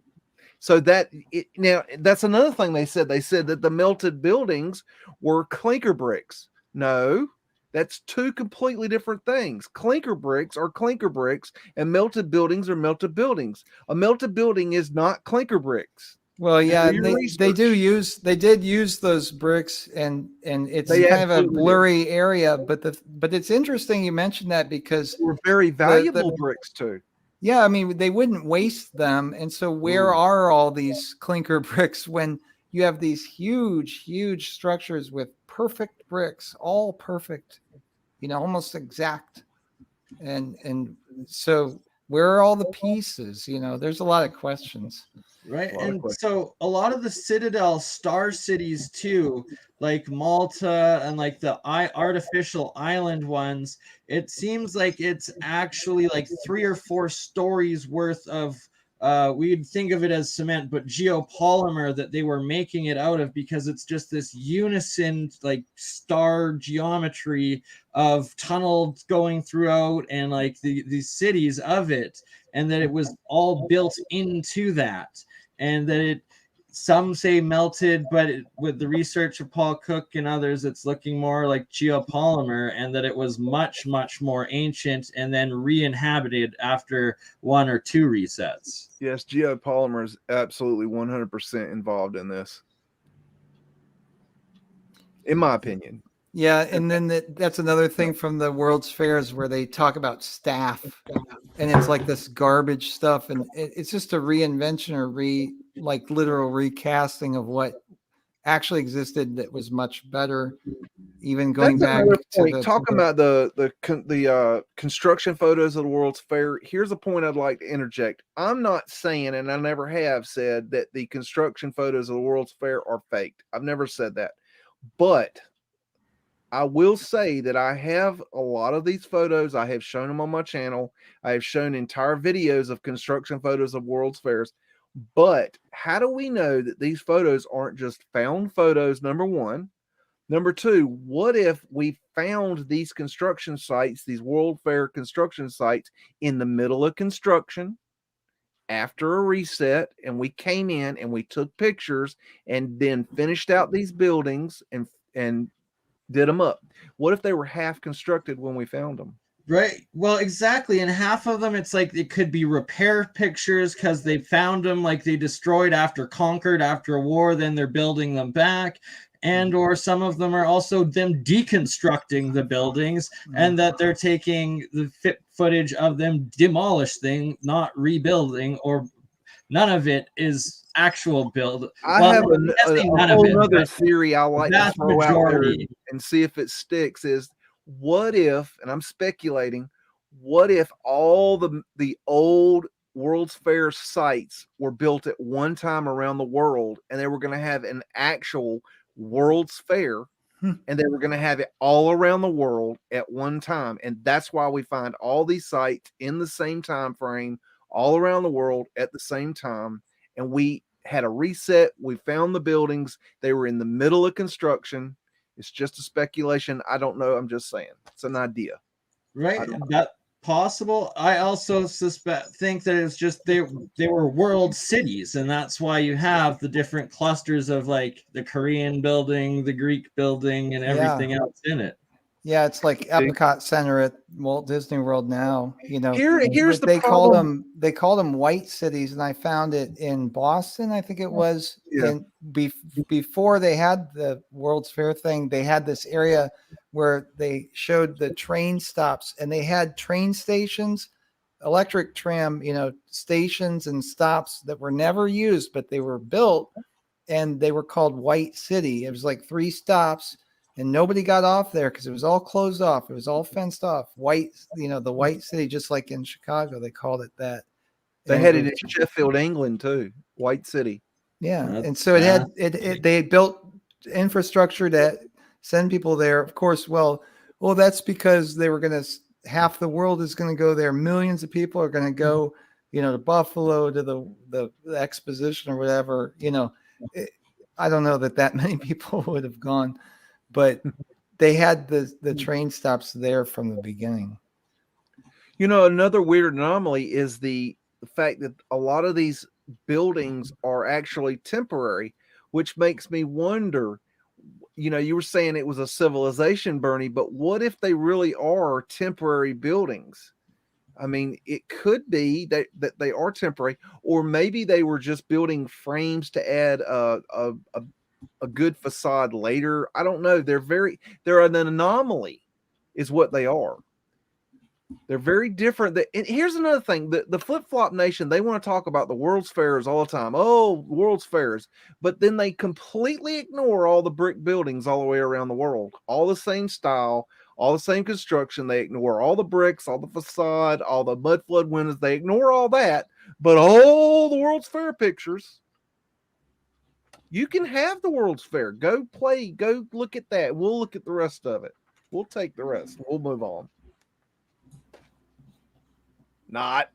I'm just showing some canals in Russia here. I mean, look at this. So, you know, this is why I'm saying you can't focus on one canal, because look at just in this shot here, we've got this one, we've got this one, this one, this one, this one, this one, and there's one going down the shoreline here that keeps going down for basically around half, you know, it goes right down around here. So who built all this? It's the size of the construction work that we're questioning. I mean, look at this. This is just one tiny part of Russia. Because canals, you have to have level. That's the crazy part. Yeah, they have to be level. Exactly. And then just a little level too. It's got to be, you know, it's got to be the right declination. Is that the right word? Hey, Campbell, if you get time, go look at the international the intercoastal waterway in America. That thing is that thing is crazy. It's over there on the east coast of America, and it spans, I don't know what, Douglas, what is it, 2/3 of the east coast? Well, see, I thought it just went basically across Florida, and then at one point I found out it went somehow all the way to Texas or something, but I didn't know. I thought it was like a perfectly straight line. Wow. I know it goes from Florida all the way to, I think, New York, or slightly below New York. But it is definitely a lot longer than people realize. And they say that they built it because they wanted to be able to have shipping where you couldn't see it from the ocean during World War II. So they built this for World War II. Because the Germans were always right off the coast of all of the United States all the time. Really?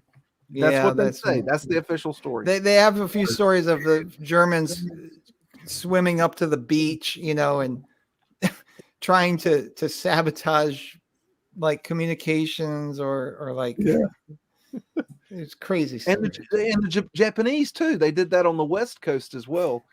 Oh yeah, that was the reason for the internment camps. Is you never know, saboteurs are coming, you know. Yeah, and it's interesting because that's like a lot like the one in Russia, right? Look how close it is to the beach. It's And here. it's big, Beach is Campbell. here. It's not a mean- little canal. It is huge. No, it's 130. It was 130 wide, I think. Yeah, It's like it's big. And it's that way the whole way. It is big. 146 wide. So it's huge. Huge. But look, but why would you build a canal right on the ocean? I mean, of course, sorry, to hide boats in World I don't War want to II. see some construction photos. I want to see construction photos from start to finish, all the way down, all the way up and down. I want to see Me the too. whole deal. And this is Russia. Is this the right place? I think it is. Am I in the right spot? Where are you? Russia. Yeah, this is right, isn't it? No, what have I done? I'm in the wrong spot.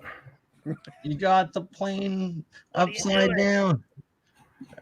Am I upside down? Am I? Are we in No. Kaliningrad there or St. Petersburg? That's the edge. Oh, Oh, you're on the Pacific side. That's no, right. okay, sorry. I'm supposed to be way up here. Some Yeah, across the continent. You're still on the Up Pacific here? side now. You're still on the Pacific side. You want to go on Okay. the Atlantic? So let me have a look here. Where are we? I'm so God, I'm lost. lost. No, ocean. No, across. Go left. Go left. Okay, across. This is Ukraine. No, that's not Ukraine. That's Mongolia. This is Keep going. Russia. Yep, it's all Russia. Keep going. Campbell, you're Okay. upside down, man. Sea. Am I really though? You're upside down. You're not really upside down. You just got to go left all the way. You're there. You go. This season. Now go left. No, you go back to Pacific. There we Yeah. go. Yeah. There. No, over a little bit Oh more. God, Left I a was little bit way more. off. Left a little bit more. Left. There you go. There you go. There's the Black or the Baltic Sea. Now you Oh got my the spot. God, what happened to my brain? Oh, I see Okay. it. I see it now. Because it's on a globe, so you got a little thrown off. Yeah, I know, right? It confused the balls, man. But yeah, here's one in Russia, right? Just right along the right along the coast, like we see in Florida. Like, what's the point of this? That's for the American subs, I guess, huh? Oh, that's so that they to hide from the American subs. That makes sense. And Was that a lake? Is that a lake though? Or is that, I mean, it might have sea access. I don't know. Well, the canal's Oh, yeah, connected. exactly right. It is a lake. It's not. No, there's no access to the sea. I don't think, unless you go. Well, the only canal. through the canals. There's Yeah, the canal goes from the sea to that lake to the next lake, and then all the way through Moscow, and then down into the Black Sea as well as the Caspian Sea. You And know, this I is- wondered that about the Erie Canal because much of it runs right along Lake Erie, and it would seem why even build the canal when you can just go out on the lake with your boats and go along Right? there. Well, I mean, the sea Great gets point. choppier. I think maybe the canal boats can't handle sudden, squalls But or whatever. they had ocean like cargo ships on the Great Lakes. That was a big part of it. It's like, why would you go through all that extra work in that time period to build a parallel canal next to the entire length of the lake? Well, yeah, and there were naval sea battles on the lake too, between And explain who continents. built all these to me. These are, and Wow. this is just obviously just a bit of Europe, but every green one is a star. Wow. Huh. Like the amount of work, you might be able to explain away how one was built, but explain to me how. I think the most that anyone's got is about 7,000 so far, stars and forts and things. And you just zoom in, and they just here's remains of one. It's not a good one. But look what's next to it, right? Bloody canal. Yeah, and you just can see by the red color, all the bricks. That's indicative of the amount, the vastness. Colm Gibney found a couple. I don't know if it was in Poland. I think one of them. It was almost pretty well intact. The Star City. It was so many bricks, and it just flowed out. It's not just the fort. It was just that's just the focal point. That the construction just basically went out from there in a lot of cases, I think. Yeah. Yeah, and there's some that are just in the middle of nowhere. And so this is, my main point is explain everything. That's the thing. Like I said, you might be able to explain one Hey, hey, Camel. Oh, I got a question. Who is doing the research to find all these star forts? Who do we have to approve? most of this has been done by Com, Gibney, and Monkey, 13th Monkey. Yeah. 13th Monkey. Is that connected to that old Star Fort Maps website? Do you remember that site? Yeah, starforts.org is Yes. Com Gilney. That is his. Okay, okay. Because Yeah, that's yeah. where I originally, when I did my Star Gimli. Forts video Gimli. a couple years ago, that's actually where I got my numbers for how many Star Forts there were. And when I did that, there was like 1,600 that had been found. And I'm sorry, no, they found some more more since I did now. that. And that's Few incredible. more now, yeah. Yeah, And just a few. see, I mean, it's a bit hard. There's so many, but you can kind of see that they go in rings. Like if I go down here, let's see what. See how they kind of, you can see that that's a city, right? And you've got like a big star, then you have the star on the outside, then you have these sort of rings of stars, like the satellite stars, I call them, these kind of little funny shaped things. So it's clearly it's a big system of some kind, you know, and it's like Dougie was saying, it's all star cities, you know, these aren't forts. This is, I mean, come on, do we really think they're all forts built in 200 years by a traveling band of, you know, French makers? Another telltale sign is in America, they say, oh, they built that for the Civil War, but then, you know, or, you know, such and such a war, but then you see the same styles of forts all the way around the world. So where's the explanation for that? And the batteries specifically, and they're called the batteries. And so many of these batteries are also on artificial islands that they had to build the artificial island at the same time as the battery. And that's where it's like, explain that. Today, like they're struggling even in Saudi Arabia to finish the third Palm Island and the World Island project that they did. I thought they gave up on that. I thought exactly. They gave up on it. And it's like, well, because it was too hard to maintain. To build the batteries and the star forts. It's a joke. Well, they're building it out of sand, and they don't have the wherewithal to turn the sand into bricks that would actually last. Yeah, right, Douglas. That's today that they're having that problem. And then you look at the artificial islands of the past, and it's literally megalithic or brick. So it was more advanced then than they're doing now. Yeah. Yeah, well, the one in Florida that I did a video on that's out west of Key West, that I figured was basically a water desalination plant that stored fresh water for the ships, because there were probably a lot of ships doing trade, you know, because it's along that swath of the Atlantic that Columbus discovered you could cross in 1492, you know. But if it was there as a trade route for a long time, then the ships needed fresh water. And that's basically what the thing was. It wasn't a fort used for war ever. No. Well, I mean, look at this is Madagascar. Same kind of canal. All right. Clearly man-made, equidistant edges in Madagascar. Yeah, so there are two kinds of canals. I'm seeing the intercoastal waterway types, like that looked pretty large. And then there's the smaller ones that I was talking about, like the Erie Canal with the boats, that they all fit perfectly. I mean, there's just a little bit of clearance on each side. It's very precise. Have you ever seen San Antonio has the canal through the city? Have you ever seen that one?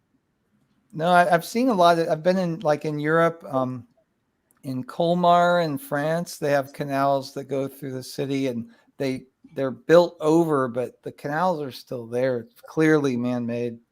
Right. But is that the same thing in San Antonio, that type of thing? It's like I remember I went there when I was in high school, and I remember the canal went through the city, and it was down. You had to go down to get to it. And they had these shops all along the sides, but it's like stone built on the sides, if I remember correctly. But these things are all over the place. I mean, you could even kind of question the LA River. I don't know, stuff like that. I mean, not saying it's old world, I'm just saying it's something to question. I I mean, mean, but I look clearly, at I mean, the LA. ones that go LA through the is like city. huge old world stuff. I did an Hmm. entire show recently just looking at old world LA, like 8 hours of it or something. I mean, or 6 hours or something. It was like, do you remember that one, Campbell? No, Oh 8 my hours. gosh. God. They have some good photographs from early times in LA, and they have these big piles of dirt and then ramshackle homes and then some really robust buildings. Yeah, because they nearby. sluiced it. The Bunker Hill area. I think it's called Bunker Hill. They sluiced it just like they did in Seattle. They did the same thing. And what do you And, mean by that? What's that term mean? What they do is sluicing is they take a high pressure fire hose and they spray it at the mud and they turn it at the dirt and they turn it into mud and then they transfer that mud and they build up new land, and they flatten out the area. They also did it in Kansas City, I believe. They've done it in quite a few places, but it's called sluicing. Okay. Yeah, I've seen the pictures of that where the homes are left on top in precarious ways sometimes. Yeah. Yeah. It's crazy. But I mean, that's official history stuff. But I mean, and they say that it's to regrade. What I think it is they're trying to get rid of the mud from the mud flood. They're trying to get that mud out of there and find a new grade because everything's so messed up. But well, your work on viaducts has shown they've gone through and leveled out all the cities, after the buildings have been built, clearly. Well, I think they did different things in different areas, but I mean, I've proved that Atlanta is, and Cleveland and Cincinnati. And then I have other cities that are high on my list, like Chicago and New York and Boston, and London as being viaduct cities. And then I have a whole list of cities that people are sending me, and people are saying my city has the same thing.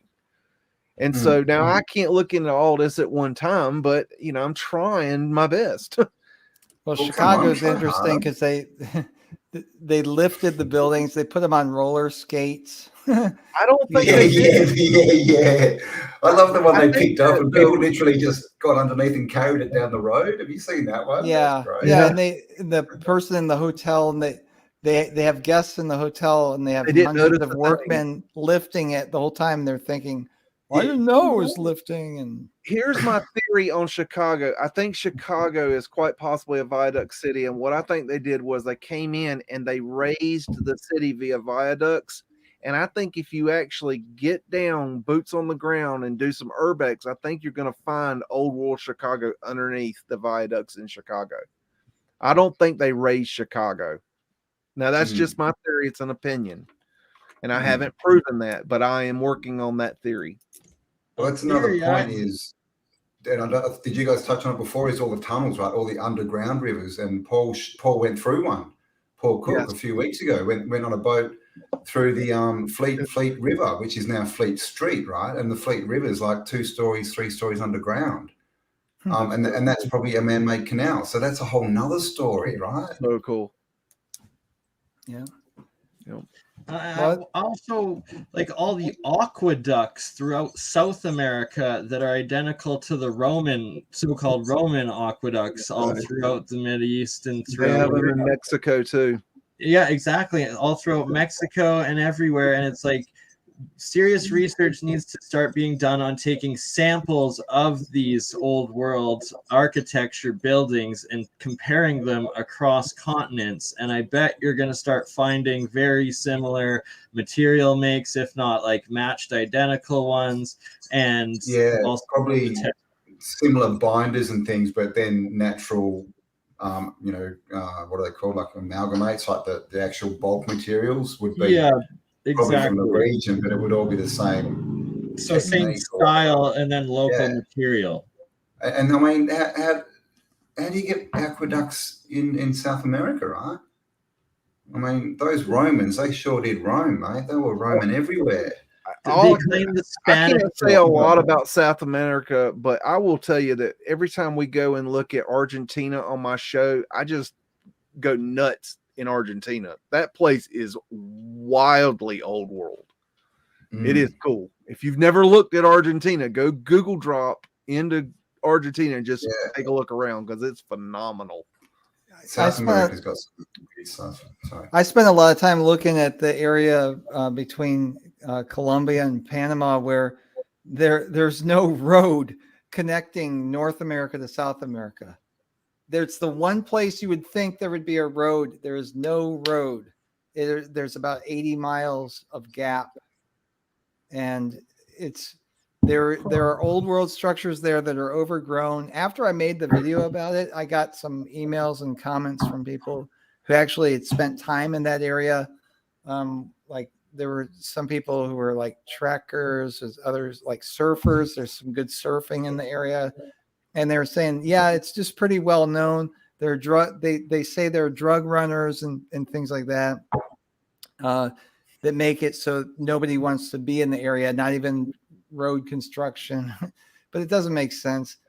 And so there you can take like an enduro bike or something across, but it's not easy. You have to portage your vehicle sometimes, but there's no reason they couldn't have a road. And there were old world structures there. They're just completely overgrown, wiped out. And they have been for at least a couple hundred years. Yeah, I remember watching a documentary back in the 90s where they were showing satellite imagery where they were seeing that trees were raised above other trees in a line, and they went down to look and they found old stone roads, and the trees were growing on top of the roads, and they were old like Mayan roads. Yeah, I looked at Google pictures. There's the broken up roads of where the gap is. There's broken roads just littered around, even on along the coast, along the beaches, as like wave breaks and stuff. It's clearly an old road that was broken up. They didn't haul it that far, and it's just clearly just not that they didn't build one. It's that there was a road that they destroyed. They destroyed it instead, yeah. And thank you very much, John Supp, for your kind donation. But this is the thing, didn't they build? Like Miami, wasn't the reason that Miami sort of became, a city is because they built a road, right? Straight down through all the what are they called? The islands, the Keys, Florida like Keys. The Keys. Yeah, I mean, you look at the road to Key West is vastly longer. Yeah. That's over water. It's vastly longer than it would be necessary to connect up Panama and Colombia and connect two continents. Exactly. And what would be better for trade, right? I mean, you'd think that'd every reason for doing the Panama Canal, you have every of the same reasons to have the road connecting the two continents. Exactly, right. But it's so weird. I have an update on something I was talking about on my channel. So I just wanted to share this with you guys. I know you guys will love this. I have a guy that I work for. He owns a major demolition company here in America, and I mean major. He's a big dude, okay? And he does very large demolition contracts. But every time I talk to him, I ask him, hey, what are you working on? And the last time I was talking to him a couple weeks ago, he mentioned that he was working on a building in downtown Raleigh. And he mentioned the building name. I can't name the building, but he told me which building was working on. I said, oh, really? I said, that's on my list of buildings that I'm researching for my documentary on Raleigh. I said, can you tell me something? He said, what's that? I said, is there a basement in the building? And he looked at me really strange. And he said, how did you know that? And I said, well, part of my theory is that there is a basement in that building. He said, well, actually there is a basement. I said, well, did the owner know about it? He goes, no, they bought the place in 1918 and they did not know it had a basement. And when we went to do the demolition, we had to do tests because it's beside a railroad track. And we had to know if it was a basement or not, if there was a basement, because if it has a basement, we have to shore it up. So they drilled through the side of the building and they found that there was air. So they knew there was a basement. So then I said, well, can I get out there to the site? He said, well, I'll see what I can do. Well, then I didn't hear from him for a couple weeks. So I sent some of my boots on the ground people out there to get some video. So I got some video of it. But then it got locked down and like nothing was going on. So I talked to him the other day, and he said that now I had to sign a non-disclosure agreement to find this out. And I can't tell you what he told me, but I will tell you this. When they cracked the basement, they found something of historical significance and shut the site down. I'm going there in another week to do a site survey and to do an investigation myself. So I'm getting in there. I can't tell you anymore, but that's really cool. And there is officially windows and doors below the ground in this building. Nobody knew they were there. I think you need to do a stealth night mission, dude. What if they empty it? Thank you, Joe. Cool. I mean, that's for, man. I know it's out there. I know there's somewhere like there's like just like you said, there's basements that have been blocked up at some point. No one remembers them, and they've got stuff in them. Mm-hmm. And that's all we need. We just need to find the stuff, right? Oh, and then he told me, he said, yeah, and by the way, we tore down an old church the other day, and when we were tearing the building down, we found there was a basement in there, and they didn't know they had a basement in their building. Basement, yeah, probably a like a water tank, yeah. And it was right down the street from where I'm talking about now. Mm. We're getting there, y'all. We are getting. This is the thing. I mean, I'm on the side of trying to disprove this because every step of the way, you know, we keep proving ourselves right. You know, over and over. UOP will remember a couple, 3 years ago, right? We had nothing. We were looking at windows, then we started finding cars falling through roads. We started, the red bricks. It's like, is everything red brick? Right? We were asking that question, and then we started finding these things with the facade ripped off, and it's they are. So, yeah, good luck to those trying to disprove this. But I mean, it's really what are they trying to do? Are they trying to prove the books and that the government are correct and that the history is correct? Because as far as I know, and this is, yes, I've been very good, but they called us all commie and lefties for being into this research. Because I remember. Well, their reasoning is on my show about that. That really ticked me off. I mean, I'm an American. I'm not a damn communist. So you're all commies, guys. Sorry to tell you. And the reasoning was that we talk about you don't know nothing about my political beliefs. I have no political beliefs, but I sure as hell ain't no damn communist. No, well, this is what they're saying is because we're saying it was a worldwide connected civilization. They're saying that means we're globalists, New World Order. That's their connection point. I know, right? Yeah, I know, right? UAP. I had the same look when I maybe old world order. Like exactly right. So not part of the New World Disorder. So that's stock puppet level, y'all. Oh, we brought GW in. You brought it out. Yeah, come on. I hijacked GW tonight. I brought him out of obscurity. Put him out of hibernation. Is that counterfeit Nichols G-Dub? Oh gosh. Well, y'all, I hope that you understand now what Vanilla Sky is. I hope you understand what photo manipulation is. I hope you understand that we're not a bunch of clowns up here. We're actually doing hardcore research. We're not messing around. We're actually finding evidence of what we're saying. Now, we don't have all the answers, and we don't pretend to, but we're doing our best. And we're asking questions, and we're also asking questions. We're not trying to disprove anyone. I mean, trying to disprove someone is not research. It's not research. I mean, I'm sorry. That's just trying to disprove someone. Why wouldn't you go and show your own information and go, well, this is... this is what I think. Here's my proof. Okay, that's cool. But why are you? What if you don't believe? The problem is you don't have your own theory. Why are you trying? What are you trying to get a seat at the table? Okay, look, it's like we're having this dinner right at Campbell's house, right? And we're all invited, but then you got the neighbor next door who's a real asshole. and the neighbor wants to come over, and Campbell says, "Hey, would you guys like to invite asshole over for dinner?" We're all like, "Why?" We don't want to give them a seat at the table. Because why would you invite an asshole to dinner? It was No, me, and that's and really it's the way only we've got to because I do it. knew they would say no. They're Yeah. flip-flop radio, and it's like a picture of punching bags, and it's like, no, you want to step into the ring, stop flipping around. The flip-flop radio, they flip-flop more times than at a Denny's freaking side grill. Like, I'm not debating anybody that don't get on Damn. camera. First of all, that's first and Taking utmost. control of the podcast. I don't debate an icon. You know, you're not gonna put an Well, icon. this is the up thing. That's the first thing I said. the Yeah, eyes, we'll debate.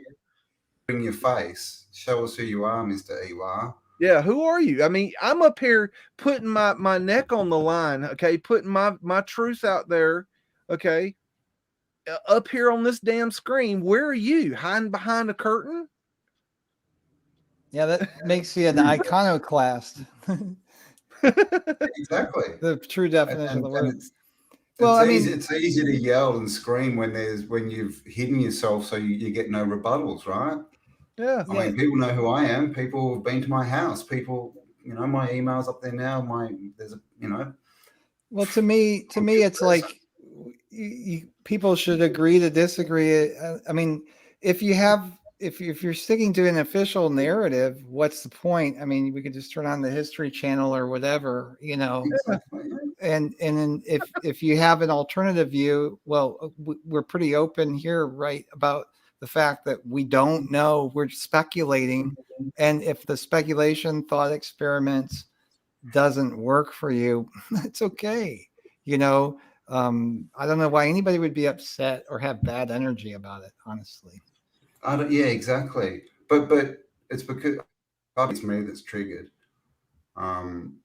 So yeah, this is the thing. And just on that, because no doubt people will be watching this podcast and clipping it and recording it and all this kind of stuff.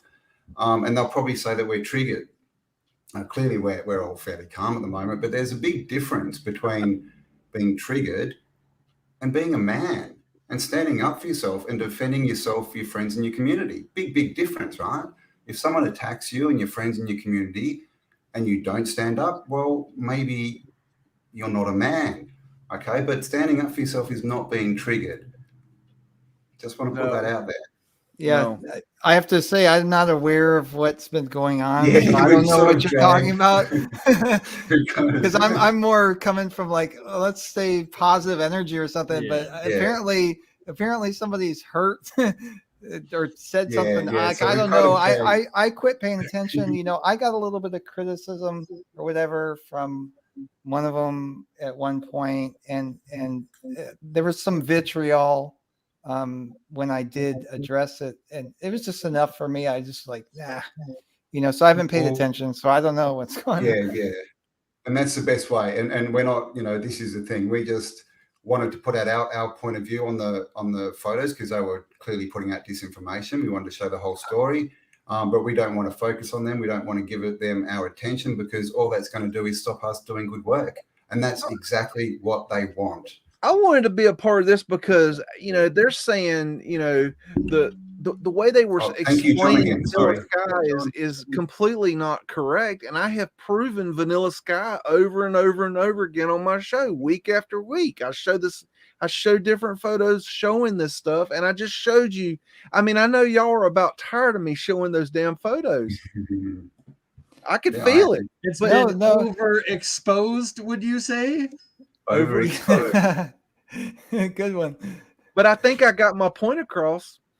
Yeah, and I don't know at what point did anybody else make? I mean, obviously there are some examples of photo exposure or something that would make it naturally be that way, or times where they would legitimately crop something out for reasons of marketing or something like that. But it's what you showed and what we have seen too elsewhere goes way beyond all that. It goes way beyond it. Yeah. Totally agree. Yeah. And once again, that's what we sort of talk about is the scale of what's happened. And that's I can prove or this, that doesn't prove anything, because it's the scale. find This these is all the time. realm wide. I'm We're finding talking more and more all the time. I'm hundreds getting of better at thousands of spotting it. miles. That's one thing that's helping. So But anyway, there's let's more not talk about them anymore. I mean, God, I felt the energy go. Ooh. It's the preponderance of Let's evidence. quickly Yeah. have to highlight, this is the video they put up Yeah, today. I'm let's not show playing this. it. It's just so stupid, because they cut our audio, and then they played about 5 of our audio tracks over themselves, so you couldn't even hear it. Trying to make us look like fools. They're trying to make it look like we're really triggered and we're arguing with each other, but they literally, they've overlaid 4 or 5 audio tracks on top of each other, so that there's all these voices going, but we're actually just sitting there talking and laughing. And I can let me say something, because people don't know what we're experiencing here.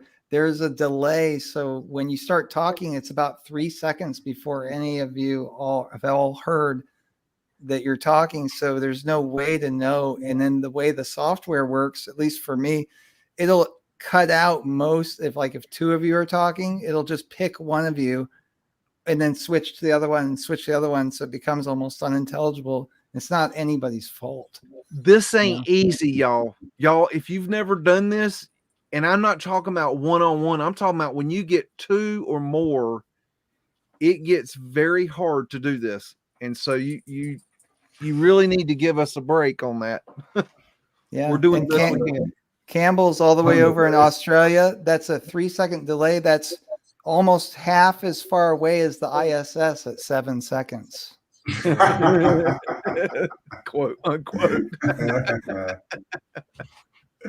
Of course. And we don't have to remind each other, okay, 3 seconds, 3 seconds, 3 second, man. 3 second delay. It's an actual delay. Yeah, it is. I don't know how exactly how long it is, but it's long enough that it messes with you. 100%. So lastly, I'm just going to point out, and I'll drop the subject of them, but in that video today, he called canals, literally just tries to debate the Erie Canal, which I've never talked about or called Tartarian, and tries claiming that Tartaria is over there. And it's like, I'm referring to Tartarian canals being in Russia and China, both.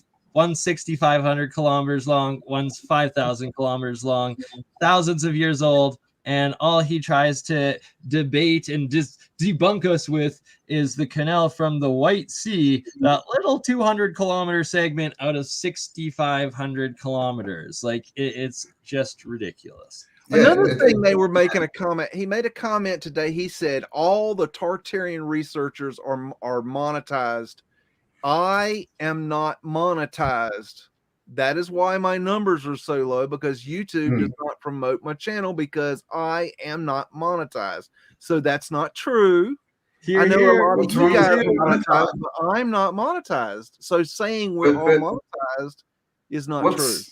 And I qualify. What's the problem with being monetized?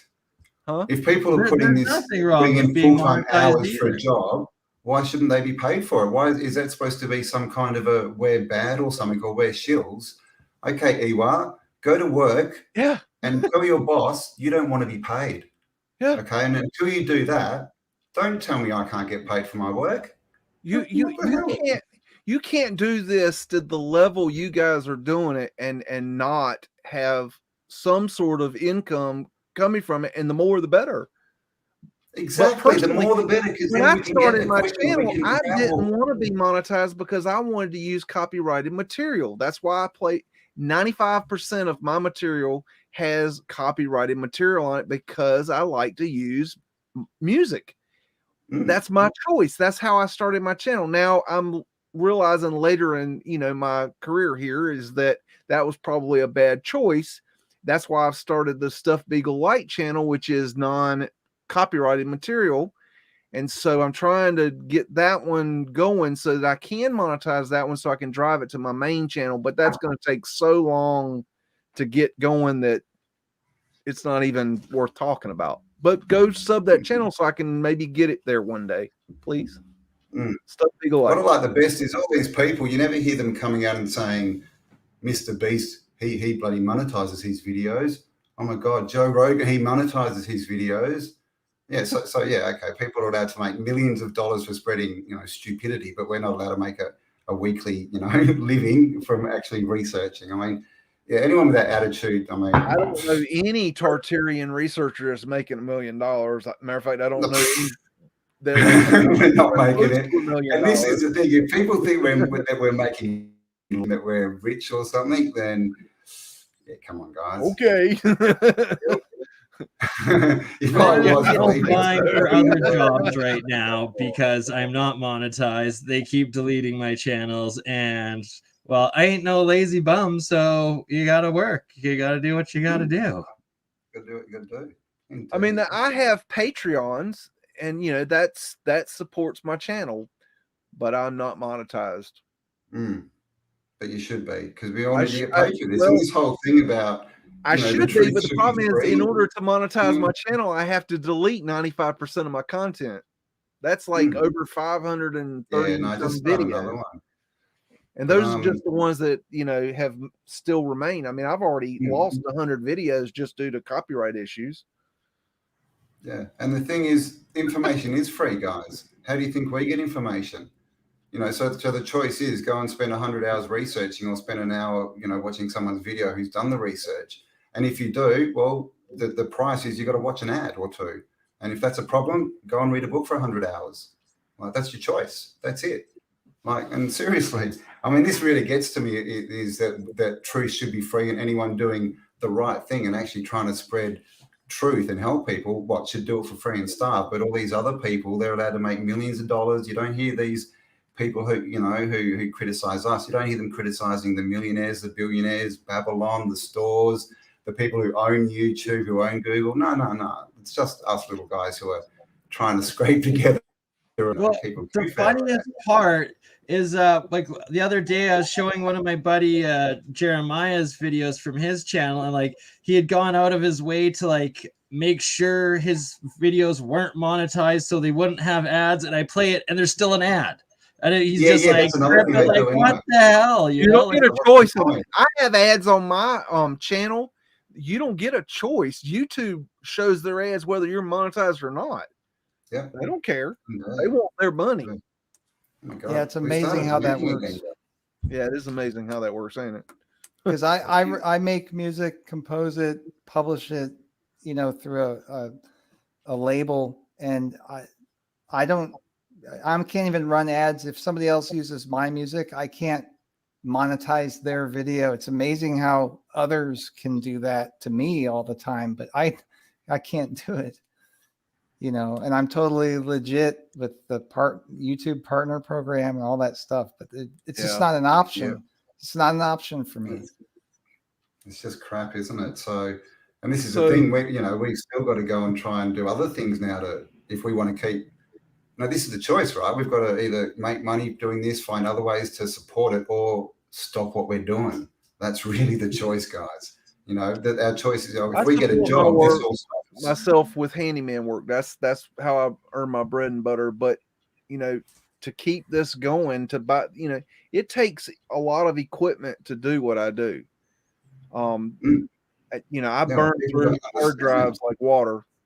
I mean, it's just it costs money to do this. There's on a program right now in order to make it work.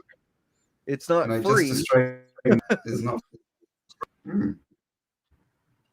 Make videos you want to watch if you can afford. No, for YouTube. No, don't. Does that mean we don't get paid though? Don't tell people that. No, every person can get you can pay for YouTube Premium, and then there's no ads. Any person can do that. But, that's what that was. Does that mean that we don't get ad revenue? No, we still get our ad revenue. You still get. Why am I saying we? I haven't even had a monetized channel ever. Not even monetized. Oh mate, I'm just waiting for my $20 next month. just want to get it. People could actually make a living doing this before the adpocalypse. The ads, like I started running ads on mine before the adpocalypse, and the amount of revenue that it generated kind of surprised me. I'm like, wow, if I would get more than 15,000 subscribers or something, I could almost like make a car payment or something like that. Yeah. And then now I have almost 60,000 subscribers. I haven't even approached the revenue with 3 times the number of videos out there, so many more subscribers, so many more views. I haven't even approached the kind of revenue, which isn't that much, from prior to the adpocalypse, whatever, they did, which was drastic. It cut it by like a quarter or more. 3/4. Yeah. Oh, man. Like I was showing. Yeah, I cut it down to a quarter of what it was. Yeah. It was crazy. There's what's the program I was using? Social Blades. In an episode like a week or two ago, I was showing Social Blades, and my one friend, Alien Scientist, his channel, they've had him stuck at 109,000 subscribers for over 2 years, and it showed how they delete over 9,000 subscribers in 1 month, deleted like another 1,000 here, 3,000 there, like just crazy. And then it also showed they deleted 3.5 million views of his. Yeah, I had 148,000 views deleted in 1 day. Exactly. Like it's insane. It's insane. So anyone thinking you can make a living off of it these days, stuff. And the other thing is, like, even if we were making money, we could wake up tomorrow and have no channel. Like that's what we just don't know. Everyone knows what's going on, right? And it's happened to other people. So, even if people out there with an income, especially in this niche, right? Talking about what I feel for anybody that loses their channel due to YouTube's bullshit. I really do. Yeah, that's YouTube's I know, so do I. assholes. They're gonna hang themselves from what they're doing. Oh, of course, yeah, they've done themselves already because they got rid of all the channels where people with jobs who spend money, and they're just left with the crap being watched by teenagers who don't buy anything. Thank you, Marcel. So yeah, they've cut their own. Just a matter of time. I mean, all right, we're coming up on 2 hours and 40 minutes. How are you going there, Doug? Have you got any? Yeah, no, I should probably go now. It's pretty late. Yeah. I knew it was late for you. I can see you starting. Speaking of working. Everybody's got to get to bed for their day jobs tomorrow because clearly we make so much off of this. Oh, yeah. I know, right? Yeah. Clearly we're millionaires, right? So we might leave it there. 2 hours and 40 minutes. So 444 of you still online watching. So thank you for everyone in the chat. Thank you for all the donations. We love you all. Thank you for all the nice comments and everything, and just for being awesome and being here and thank you for listening. Thanks for listening. And of course, thank you to Doug. First time we've had a chat in a while. First time on the round table, and Biggs, and of course Bernie as usual. So hope you enjoyed that one, guys. If you're wondering what we're talking about, there's videos out there, but don't go and watch them because you'll give them money and views. But you know the channel. It's all up there on that AE War. God, War. And if you don't know the definition of a wook, look up what a wook is, because Ewok and counterfeit nickels. You're guaranteed that they're going to flip several times, and it's going to be a flop on Flip Flop Radio. You're getting triggered, Bernie. You're getting triggered, man. Don't get triggered. All right, guys. We love you all. Thank you for being with us. And we shall talk to you all on the next upload. Bye for now. All right. Bye-bye.